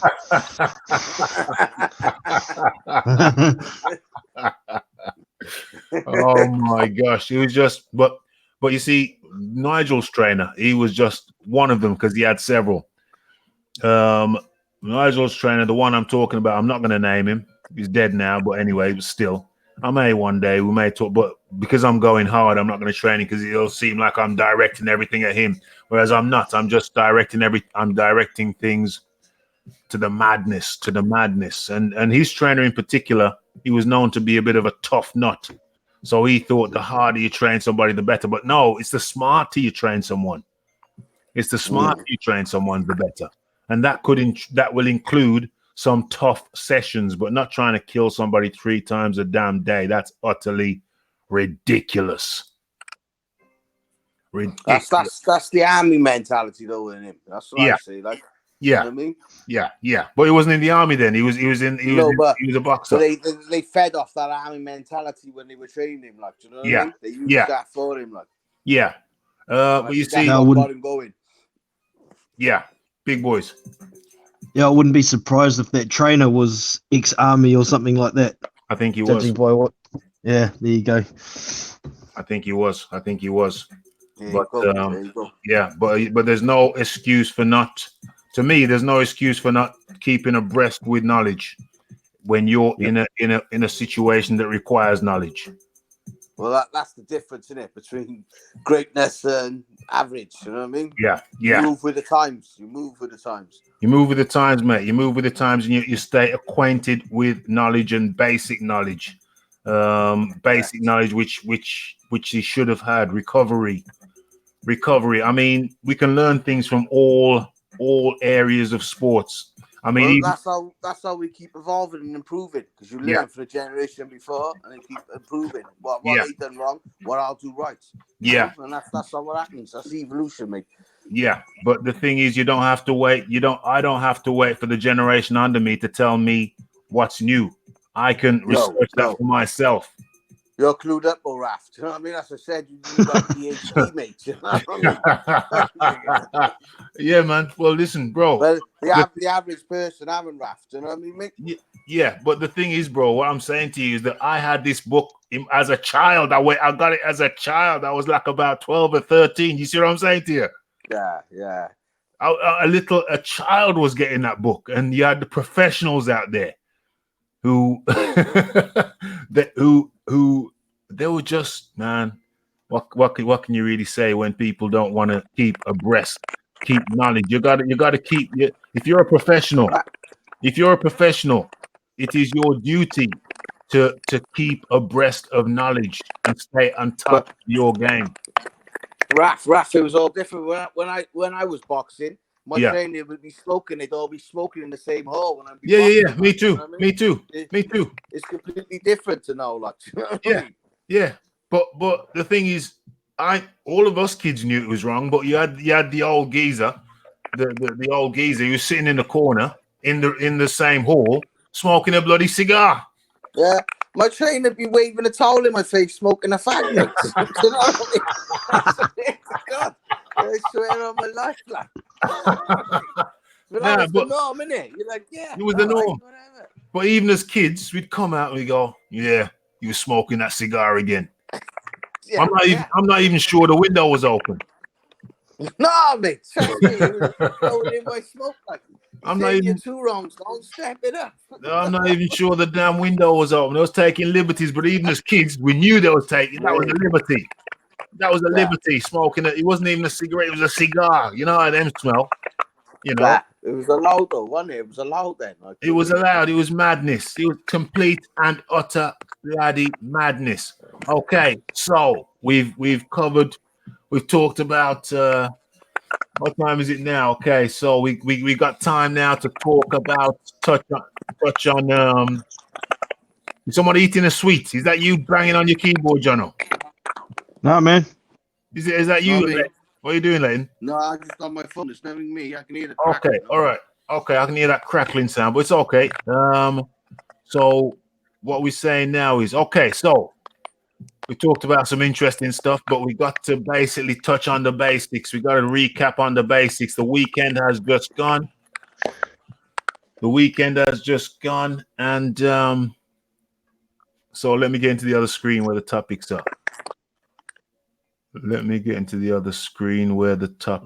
are. Okay, so we're gonna have to recap now. We're going to recap now. We're going to recap the, what is it? It's the Regis Prograis. It's the Regis Prograis. Now, we're going to do Chisora Prize first. Chisora Prize first. Lead the way, big boys boxing. Oh, pricey. Takes a couple of good shots and he's done. I was a bit upset that the trainer stopped the fight that quickly. Me too. I mean, I think Pricey wasn't quite done. He may have been on his way out. Yeah. And like Pricey said in the post-fight interview that I saw, his trainer had his best interests at heart. He didn't want to see Pricey sparked out flat on his back again. So got to give it to the coach for at least having his fighter's best interests at heart. But I think Pricey could have done some more damage if he hadn't have if his confidence wasn't smashed by taking a couple of good shots, because he did buzz Derek prior to getting buzzed himself. So could he have gotten the win? I'm not so sure, but Jono, let me stop you there. Don't forget what you're going to say. There's just something I have to do right now. So David Mason asked the question, who agrees with me that Ruiz Jr. is going to dust Joshua again. Now, David, I invited David. David was in one of my videos, responding to one of my videos, and I invited David Mason over. So, David Mason, what I'm doing now is I've put a link in the chat. All you have to do is click on the link, which you see right there down at the bottom. All you have to do is click on that link and you will be in live, my friend. You can express yourself live. You can put your point of view across live. So that's the David Mason. David Mason, it's there for you, my dear fellow. Back to you, John. I'm sorry to interrupt. No worries. It was pretty much an expected result. I thought I had a bet on it. I'd taken a group round betting stoppage between rounds 4 to 6. I won my money, so to be expected. I'd love to see Chisora versus Parker on that December 7th card, but it looks like Eddie's got a big heavyweight extravaganza he wants to make for February, so it looks like we'll possibly get Parker versus Chisora on that card. But Pricey, I don't think he's done as a boxer yet. Where to next for him? You know, I think we've said it in the past. I'd like to see him face somebody like a Gerald Washington or something like that. Yeah. See how he goes, but I don't think he's competitive at elite level. Dear, but yeah, Pricey rocked Chisora, didn't he? He did. He buzzed him. I wasn't sure at the time. I wondered if Chisora stumbled back, but no, he was definitely rocked. He admitted it at the end. Didn't from the angle. It wasn't a good angle, the live angle, but he admitted that he was buzzed at the end. He admitted it. Uppercut. So you see a hell of a lot more life from Chisora once he got buzzed. It's in his instinct, isn't it? Got buzzed, so I've got to start fighting harder. Fight harder. I think what Chisora did that worked well for him was he just kept pressure on Pricey from the start. Yeah, Pricey could have put more on his jab to try and deter him. I didn't think he was putting enough into it, but No, neither did I. Neither did I. hindsight's a wonderful thing. Yeah, yeah, but to be fair, I mean, I was saying it live. We covered the fight live, and I was saying what he's got to be looking at the jab and the hook, at least the jab and the hook, because the jab is straight, and then the hook you can come off, you can turn off at an angle with the hook. So at least the jab and the hook come off at the angle, so you're not where you were when you threw the first punch. So, but like I said, easier said than done. It's easy to say it, harder to do it when Chisora's kind of swarming you. But I thought Chisora used the swarm technique, and I don't think he was particularly trying to knock him out. He was just trying to put pressure on. Pricey. Just pressure him. And then when the time was right, I think after he got rocked, Chisora, then he thought, yeah, the time's right now. So then he started turning over on his punches properly, with serious intention. And I think that's how that went. Leighton Evelyn. Yeah. Well, listen, Raph.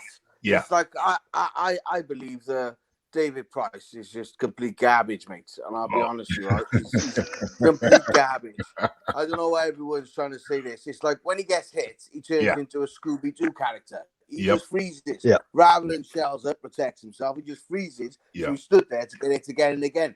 And that's why it's called a pulled him out, because he knows once he's hit, he's gone, like, do you know what I mean? Yeah. Like, let's be honest, like, Raph, who's he beat? He beat David fucking Allen, like, do you know what I mean? He ain't done nothing. He's done nothing. He should not have even been in the ring with Chisora. Chisora knew, I'm just going to bully you and come at you, mate. And then we'll see what happens. And exactly what happens, do you know what I mean? Everyone called it. Everyone knew it. But it's when Eddie Hearn's trying to sell you, it's a good fight. It's a good fight. But if you be real to yourself, we all knew he was never going to win. So it's not a good fight, like, do you know what I mean? He needs to retire. He ain't good. He's no good, bro. And it's the truth, like, do you know what I mean? Aside to be so brutal, but it's the truth. Yeah, but why would he retire when he's making good money? Well, who's he gonna fight now then, Raph? Damn. Who's he gonna fight now? Listen, the world's full of heavyweights, bro. The world's full of heavyweights. Yeah, but this is what I mean. You can be full of heavyweights and stay at that at a level. What is he? He's gonna be a gatekeeper? No, because he's not even a gatekeeper. What is he? British level, Raph? What is he? What is he? Well, he wouldn't fight the boy. The boy would kill him. The boy would ruin him. The boy has a new boy coming up. Where's he supposed to go? There's nothing, mate. There's nothing for him. So, all right, we can make fights. Go and fight at your call and that. That's it, like, do you know what I mean, mate? Yeah, but listen, the reality is, I mean, you know, if it makes dollars, it makes sense. And Pricey is still a bit of a fan favorite. He's still a fan favorite. You know, let me tell you. What is Pricey? 35, 36? Hold on. No, let me put it this way. Let me put it this way. Pricey is the type of guy that the people, he can pull it out. He can listen. Pricey can knock. If Pricey connects with you, he can knock you out. Oh, Raph, mate. So no. He is finished and he needs to retire before he gets hurt. Listen very carefully. Listen very carefully to what I'm saying. If Pricey lands on you, he can knock you out. Didn't he almost knock out Povetkin? Well, he hit Povetkin. He caught Povetkin. But like Povetkin ain't even in his prime from what he used to be. And Povetkin knocked him out, like, do you know what I mean? Yeah. Well, look at this. Povetkin's number 6 rank. All right. Name me someone Pricey can beat. Didn't he almost beat Povetkin? Didn't he almost knock him out? No, you can't say almost, whatever. I say name me someone he could beat. Okay, Tom Little. Who? Tom Little. I don't even know if he could win. You know what I mean? I don't think he could, mate. I'm in box rec now. I'm in box rec. He is. He beat. Didn't he beat David Allen? Yeah, but who's David Allen beat? Yeah. Lucas Brown. He could beat Lucas Brown. We all know Lucas Brown is finished. He's finished. Wasn't Lucas Brown a world champ? Wasn't Lucas Brown a world champ? Oh, okay. No. That's real. That's real. He beat a guy who beat a world champ. Ruslan Shagayev. But then wasn't he stripped straight away because of his steroids? Yeah, he was. But he's still a world champ, though. He was still a world champ. Okay. I'll give you that, Raph. I'll give you that. Fair enough. I'm still no, I haven't finished. It's a good question. I am to answer it. It's a good question. I want to give you another name. Arthur Spilker. David Price could beat Arthur Spilker. I put my money on Arthur Spilker. Me too, but he could still beat him. No, I don't think. If he was to fight now tomorrow, my money go on Arthur Spilker. I'm still looking. I'd put a 50-50 on that fight, to be honest. 50-50. Nah. Spilker's pretty shot too. Yeah, all Spilker's got to do is keep his guard up and just get it. Spilker's quick and he's southpaw. And it'd be awkward for him. He'd cause him trouble. Spilker is quick. He's quick-handed, me. Well, David Allen is ranked 34, box-rec heavyweight, and he beat him. And Arthur Spilker is just one place. Yo, there's a real bad sound. Yo, can you hear that sound? It's not me. I'll mute myself to prove it's not me. It stopped. It stopped. Okay, so can you unmute yourself now? I can still hear it. When I was unmuting it, I can still hear it. No, I think it's coming from you, bro. So all it is when you're not talking, just put the mute on, bro. Because I think it's somehow coming from your end. It's definitely coming from your end. Dodgy connection in your headphone mic or something. Yeah, something's cracking in the electricals or something. So Arthur Spilker. So just mute yourself when you're not talking, and then when you talk, just unmute yourself just before you talk. So thank you. So Arthur Spilker is 33 ranked. David Allen, who is just beat, is 34 ranked. So there's still life in Pricey. Pricey just beat the 34th ranked heavyweight. I hear what you're saying though, Leighton, but he's still beating he can still beat some top 50 guys. And he's still a name. Put that name on a card, and he still will sell some tickets. So what I'm saying to you, Leighton, is that if a promoter can make money off a fighter, if a fighter can sell tickets, then that means a promoter can make money off him. If a promoter can make money off you, Leighton, you're still a commodity. You are a commodity. David Price is still a commodity. Now, speaking from a personal point of view, I think the time has come where it might be best. It might be in Price's own best interest, health-wise, to hang him up. It might be. How the hell? Oh, here you are. I just saw that. I thought, what's going on? I just saw you, Ross Clark. I just saw you in the chat, in the private message, and boom, there you were. So it might be in Price's best interest.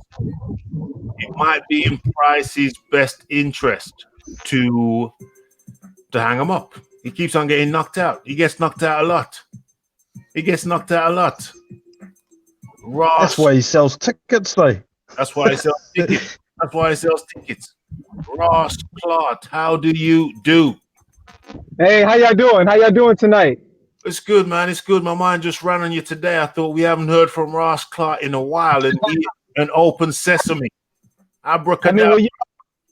Let me, Rob, I'll be honest with you. I only listen to you, Boxing Librarian, Jay Cotto, Red Glove Militant, Sporting Icons. Those are like the only people I kind of listen to mostly.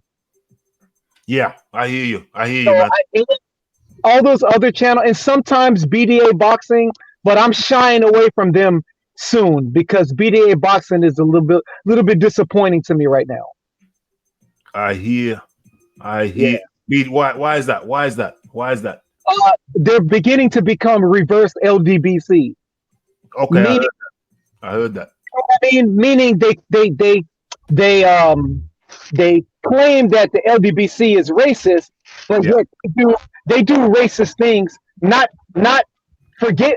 forgetting that there are other channels out there of people of color that are not with the LDBC, and I don't like that they say racist things as if it would be cool to say that just because I'm not cool with LDBC, I get to say racist black things to you. No, it don't work that way. Not over here. Yeah. I hear that. That's so mad. That's kind of deep. Yeah. But I think David Price should retire. Yeah, Boxing is not for him. yeah, yeah, yeah, yeah. I think his time has come. His time has come and gone, maybe. Right. Yeah, I wanted to jump on real quick. I don't know if you guys on this because I'm about to hit it. But I wanted to get what's your opinion on Andy Ruiz? I keep seeing all these videos of him partying and not taking training serious. Does he really think is he that confident of Anthony Joshua? He knocked it in. He finished Joshua. He finished Joshua in the 7th round. I think he's high on himself. I think Andy Ruiz is high on himself. I think Right. Andy Ruiz thinks that he faced the best Joshua and took care of him. And Yeah. I don't think he faced the best Joshua, nowhere near the best Joshua. I think he faced the worst Joshua. I think he faced the worst Joshua, but he's thinking he's high on himself now. He's thinking he faced the best Joshua. He did it before, and he's going to do it again no matter what. I think that's his mindset. Right. Because I used to be, like I said, I was never huge fan of Ruiz, but I did respect his skills. But after him beating Anthony Joshua, the level of arrogance is just at a level that's so high, it's impossible for me to like him now. It's impossible for me to like Ruiz because I used to rate the guy. I still do rate him as a boxer, skill-wise. But his character, I mean, when you beat somebody, what you should do is you should pat them on the back and say it was an honor. It was an honor to fight you. I appreciate you. When you're champion, I appreciate you giving me the opportunity, and I will in turn do likewise. Thank you very much, sir. Shake his hand, give him a little bow, and go about your business. What Ruiz has done is the exact opposite. He's been lambasting him, says he can't fight, he can't do this, he can't do that. And it seems like he went from we thought, you see, sometimes you project images on people. The image I projected on Ruiz, he never told me that I should feel that way. I thought he was a nice guy. I thought he was a humble guy. I thought he was a respectful guy. But on reflection, he never told me to feel that way. I personally projected those images upon him. Yeah. Now it has become abundantly clear that he is none of those things that I thought. He's not humble. Yeah. He's not very pleasant. And the list goes on. I agree. He's quite an unpleasant the characteristics he has displayed since winning Joshua has been very unpleasant. Yeah, I agree. So he has projected himself he's shown himself to have certain unpleasant characteristics. Right. When you beat the champion, you should be humble in victory.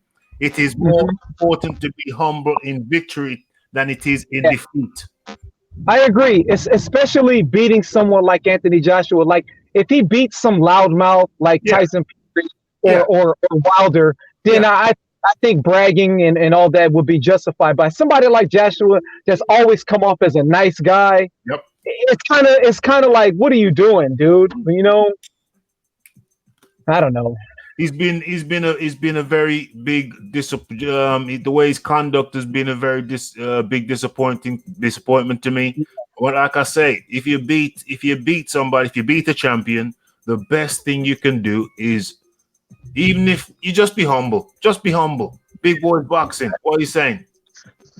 Yeah, I was thinking, you guys talking about the unpleasant comments and whatnot that Ruiz has come out with since beating Joshua. Yeah. Just out of interest, have you guys ever seen him be like that on camera? The words are actually coming from his mouth, or is this just coming from articles and possibly people who manage his social media? Yeah, I can't really separate. I can't really separate the two. I can't tell you what I saw and what I heard him say. There's a few. Go ahead. No, you carry on. If you can remember, you carry on.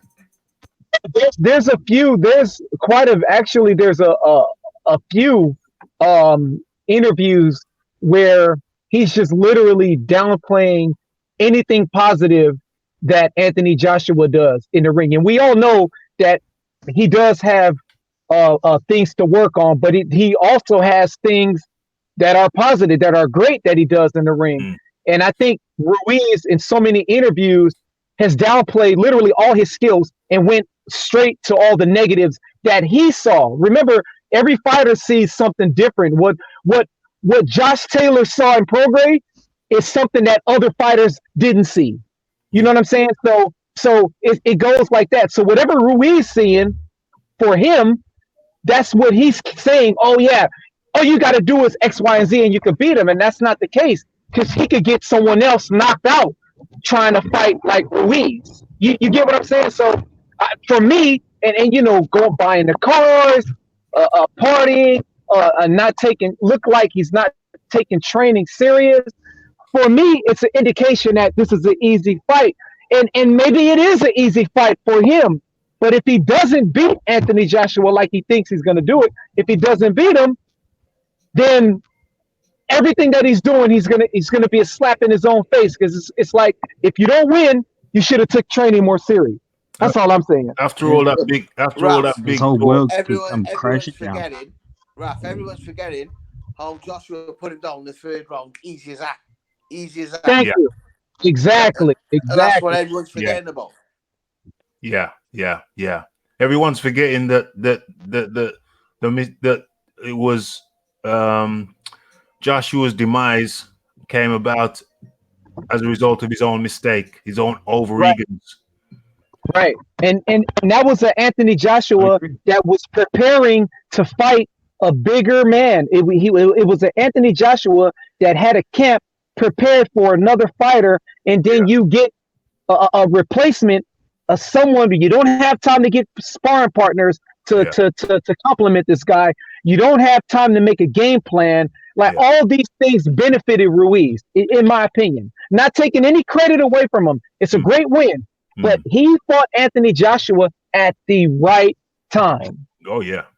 The 100% perfect time. agree, Rasclat. 100%. Yeah, the perfect time.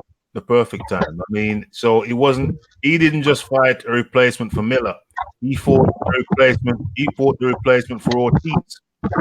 Yeah. And let's not forget, he fought somebody better than Miller too. Yeah. Right. Thank you very much, Big Boys Boxing. He fought someone better. He fought someone better than Big Baby Miller, and quite frankly, possibly better than anyone Wilder has faced besides Fury.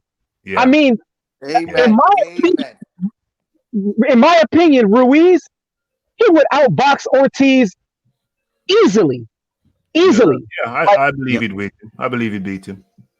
You know, like everyone, all the Anthony Joshua haters is forgetting, this guy went from one potentially tough fight to taking a replacement that was a real freaking fight. This wasn't no Arthur Spilka or no Duhapas. You know what I'm saying? This wasn't no out of shape, fat, sloppy looking Stavern who looked like before he fought Wilder the second time. When is the replacement ever better than the original guy? Never. It's never. Possibly in the history of heavyweights. Possibly in the history of heavyweights, the replacement is never better than the original guy. Exactly. This guy had 110 amateur fights as well, mate. You know what I mean? Thank you. Yeah. Hey guys, I gotta go, Raphie. I gotta go, Big Boy. I gotta go. You guys, I'm gonna go to the gym, but I'm gonna listen to you guys, man. Shout out to all you guys, man. I love listening to you guys, especially when all you guys are together. Yeah, man. I really like when all three of you guys are together. Honestly, really, bottom of my heart, I really like listening to the three of you guys together. Yeah, man. Well, I appreciate that. I appreciate you coming on, even though it was just for a short time. You're an impact player. Player. I'm gonna listen while I'm training. I'll see you guys later. Peace, guys. Peace out, bro. Peace, Bart. Peace. So okay. So I mean, so that's a good question. Whenever is the replacement better than the original? Big Boys Boxing. I can give you one instance. Give me one. Gerald Washington was a replacement for that guy that I can't pronounce or remember his name that Deontay Wilder was going to fight who popped dirty. Was it Miller? Or begins with an M? Does it begin with begin with an M? I can't even remember. Some Russian name or something. Oh, it was a Russian guy. He was a Russian guy. I think it was Russian.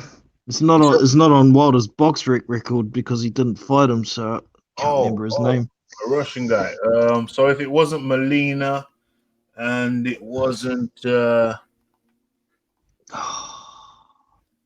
somebody in the chat. Somebody if you can remember his name. Somebody Is in the thinking Volchek, but is that the one you're on about? Who? The one for the Olympics beat Wilder. Oh. No. Romanov. No, not Romanov. I don't think he was in. My But bad. but either way, you're saying it's Washington was better than the original. Yeah. Yeah. But Washington's not all that good though, with all due respect. But he was better. Is Washington better with an American football than he is with boxing gloves? You know what I mean? Yeah, the American footballer. But if he was better than the guy that he was replacing, then that's still a sad indictment. Andrzej Wojcik, I think it's something like that. Okay. So it went from one low-level guy to another low-level guy. Oh, yeah, just a slightly higher low-level guy. A higher level of low-level guy. A higher level of low-level. But there's just an answer to the question. Not that it was it still important. It still fits the criteria. You're still better. Yeah, it's for real. But I'm just putting it in context that it was just a higher level of low-level. Yeah, that's the context. But still, yeah. It's all good. Let me get into. Have you spoken about? Leighton, you said he should retire. But what I'm saying is, you said that Price he should retire. But what I'm saying to you, mate, is that money is that if it don't make money, it don't make sense, and if it do make money, it do make sense. Yeah, but what are we talking, Raph? Are we talking? We're talking about Price. We just finished up. Sorry, how much? What? Are we talking tens of grand, hundreds of grand? What? Yo, Price, he must be in the price. He's got to be in the $100 grand price range. Do you think? Possibly not hundreds though. No, possibly not hundreds, but definitely the $100 grand price range. He's not on 50 grand, that's for sure. 6 figure. It's going to be 6 figure, isn't it? Yeah.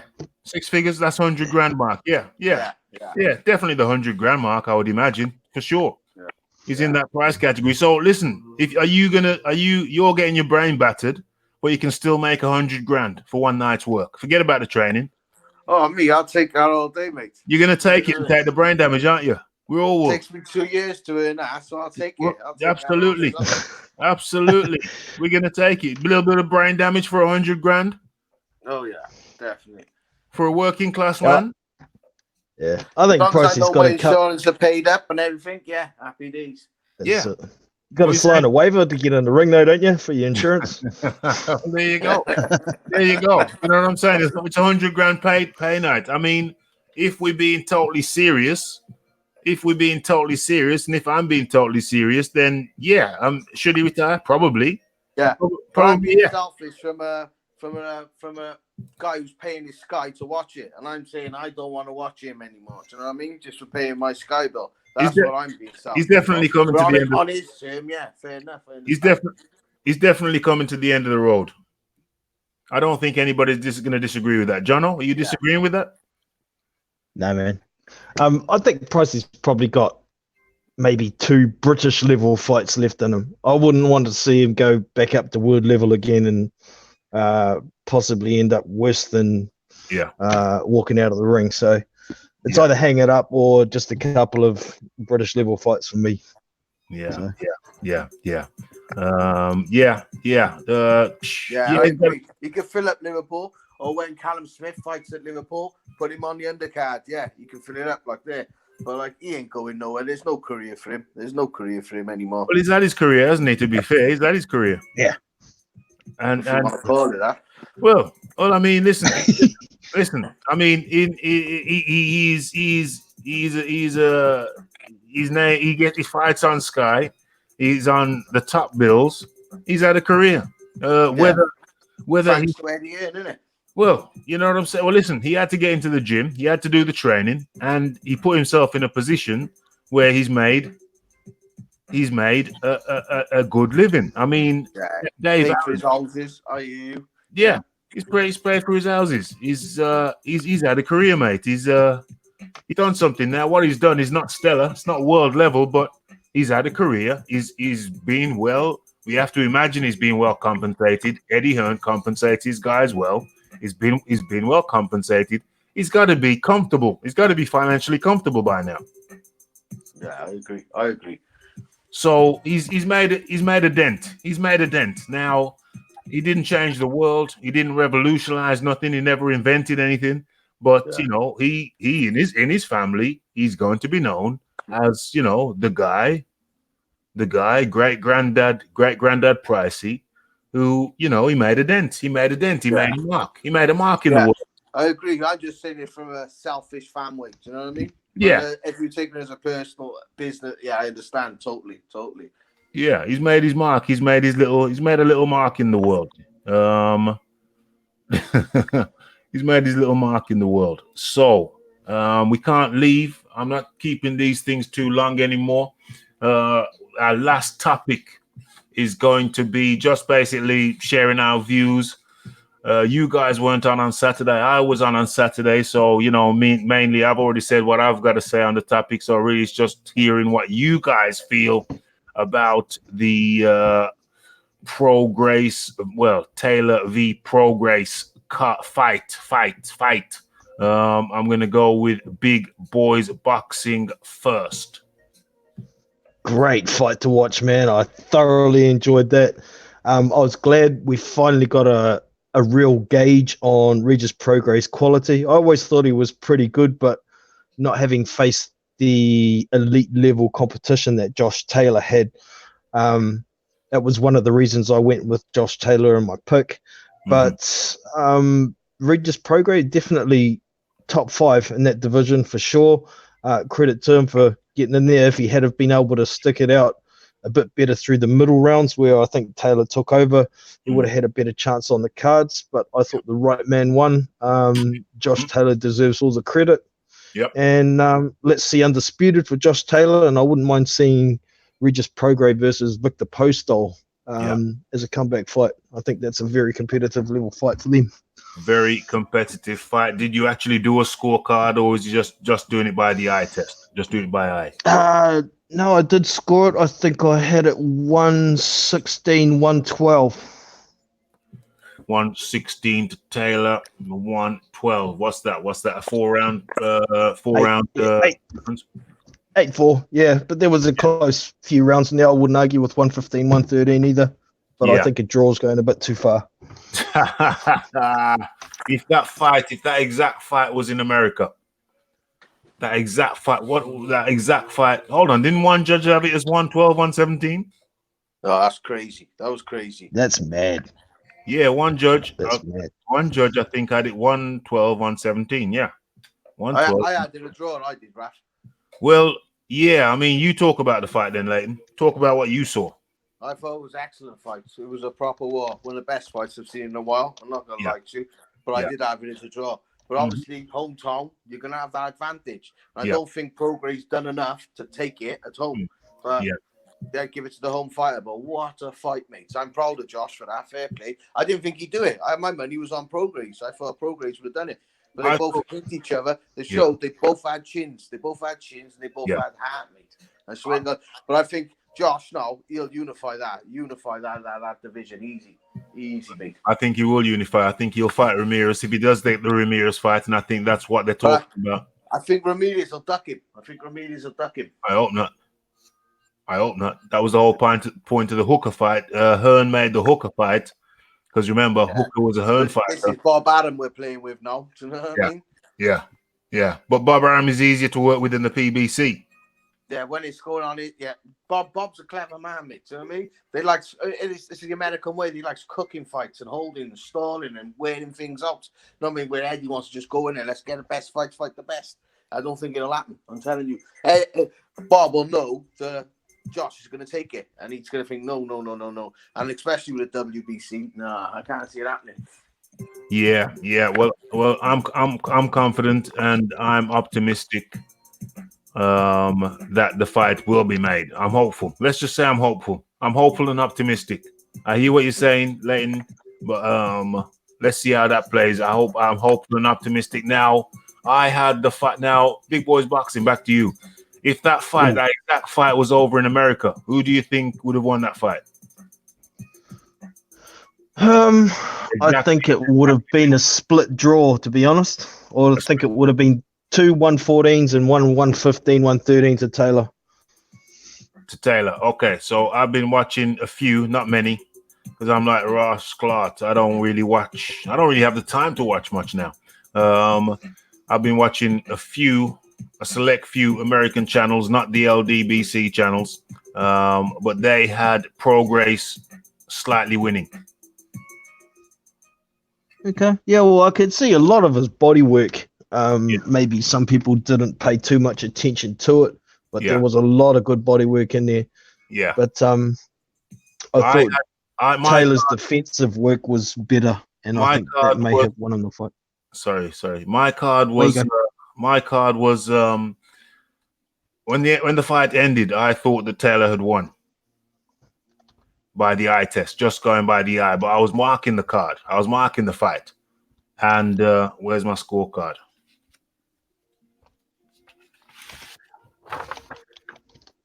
And when I looked down at my scorecard, I was very surprised because I had it 116, 113 to Prograis. Okay.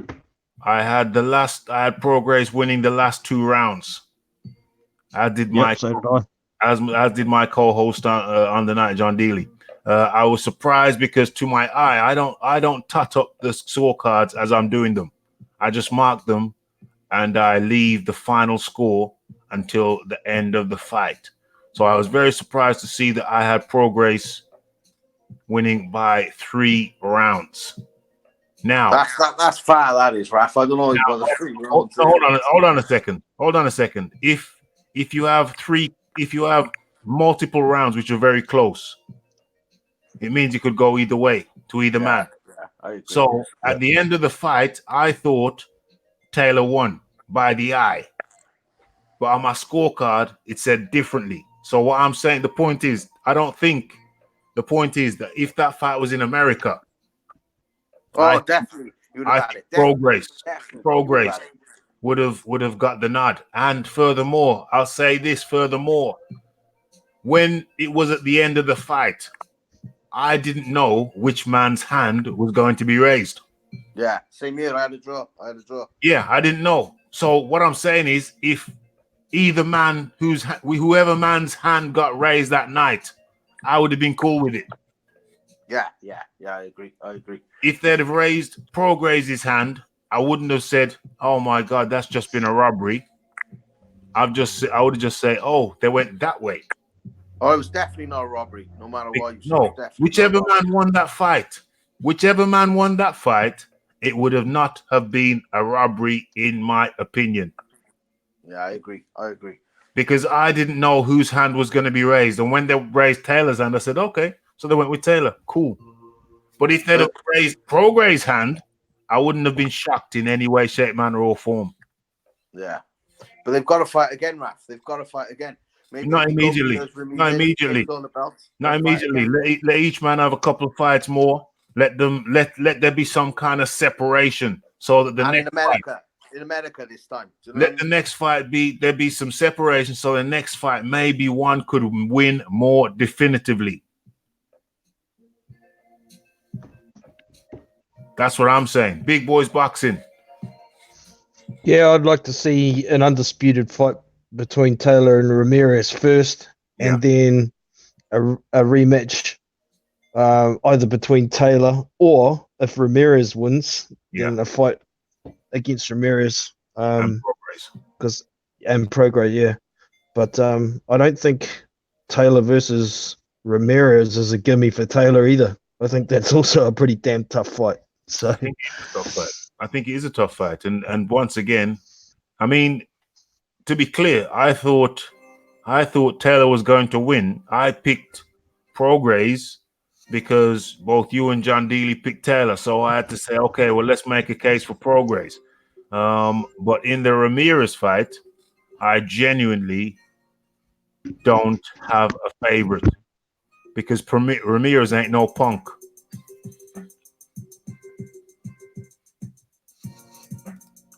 Ramirez is no joke.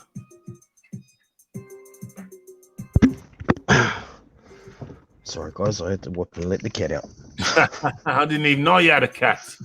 I've never heard any meowing. Oh, must be a quiet meow. He was right behind me going meow. Okay. I didn't. What's your little bugger? Never caught onto the cat. Never caught onto the cat. Did I put? I mean, it's too late now. It's too late now because I got things to do. Even though it's late, I want to finish that documentary. But did I not put the link in the chat for David Mason? David Mason. Did I not put the link in the chat? I did. Did I not? Did I not? I did. Did I not? Yep.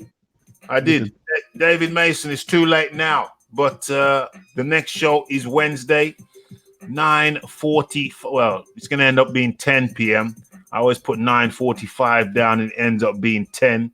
But yeah, I always aim to start at 9:45 p.m. on Monday and Wednesday. It normally ends up being 10 p.m.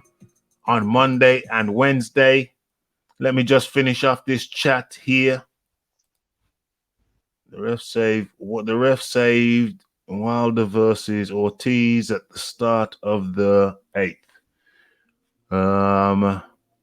The ref saved. Well, okay, that's debatable. He did give him time.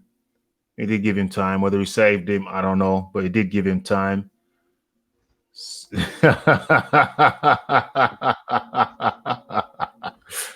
Last one is the type of guy who starts reading a book from the back and then works his way to the front. Much like myself. Since you've been gone. Yeah, you got to go back to the beginning to catch that, guys. Catch that on the replay. I do a little bit of Rainbow. I'm not talking about the kiddies program. I'm talking about the band, the band with the long hair. Jono's got all their albums.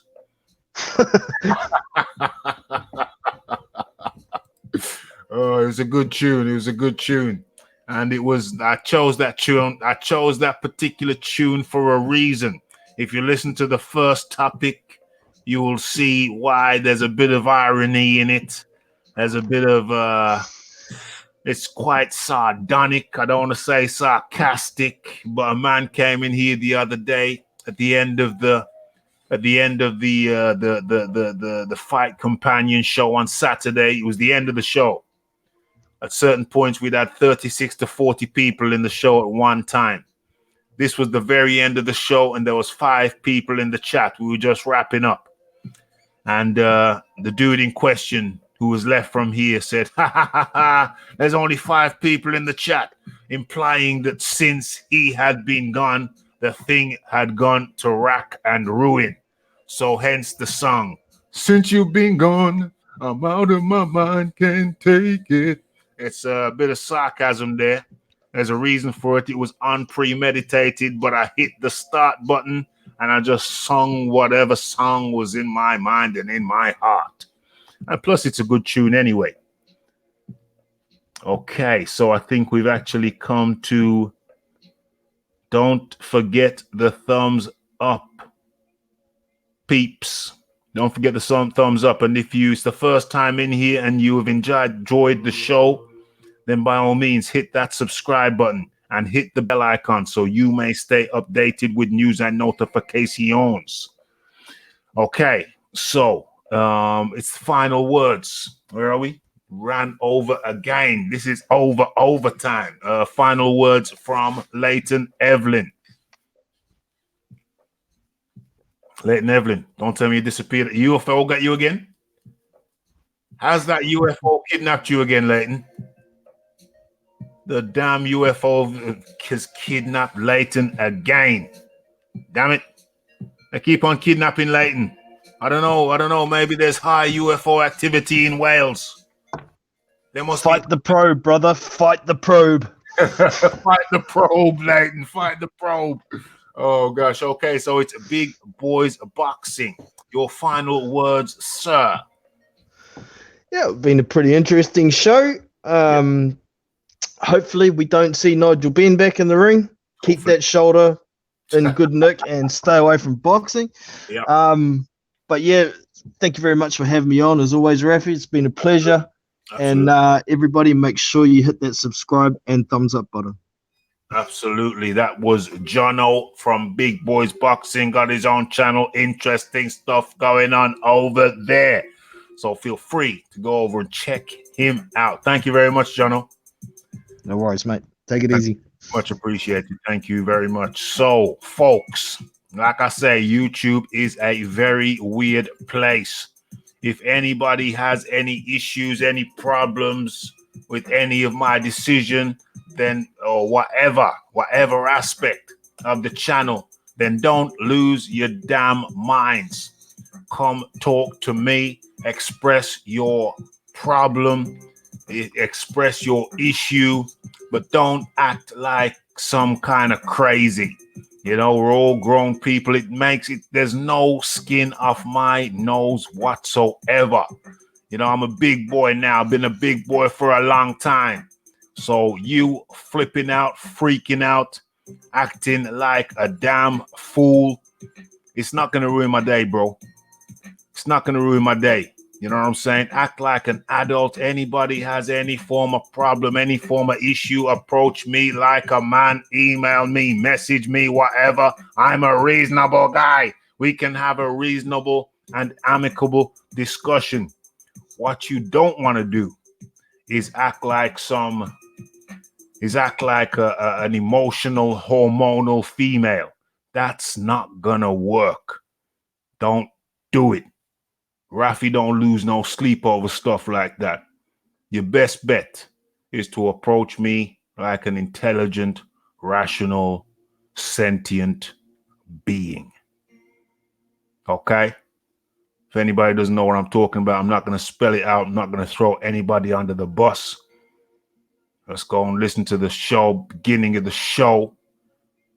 You should be able to understand my rationale. Approach me on an intellectual level, not an emotional level.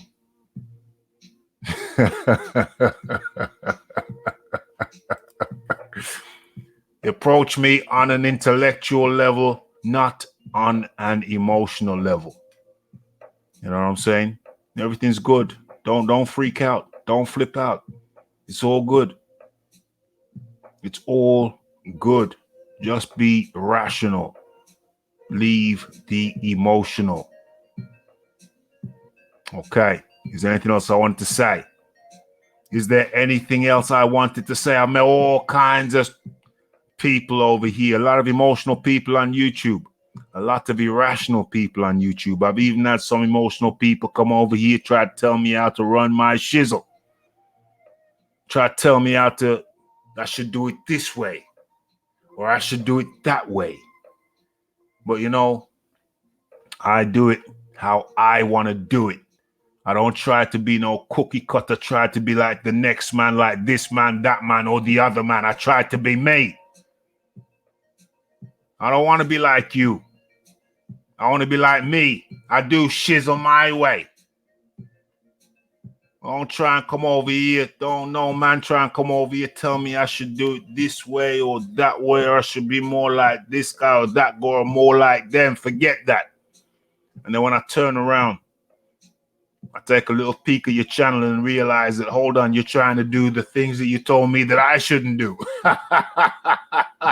You're telling me it's a boxing channel. I should only talk about boxing. I talk about whatsoever that I can well please like. That I please. I talk about whatsoever I please. You know what I'm saying? This ain't no one-trick pony. I ain't no one-trick pony.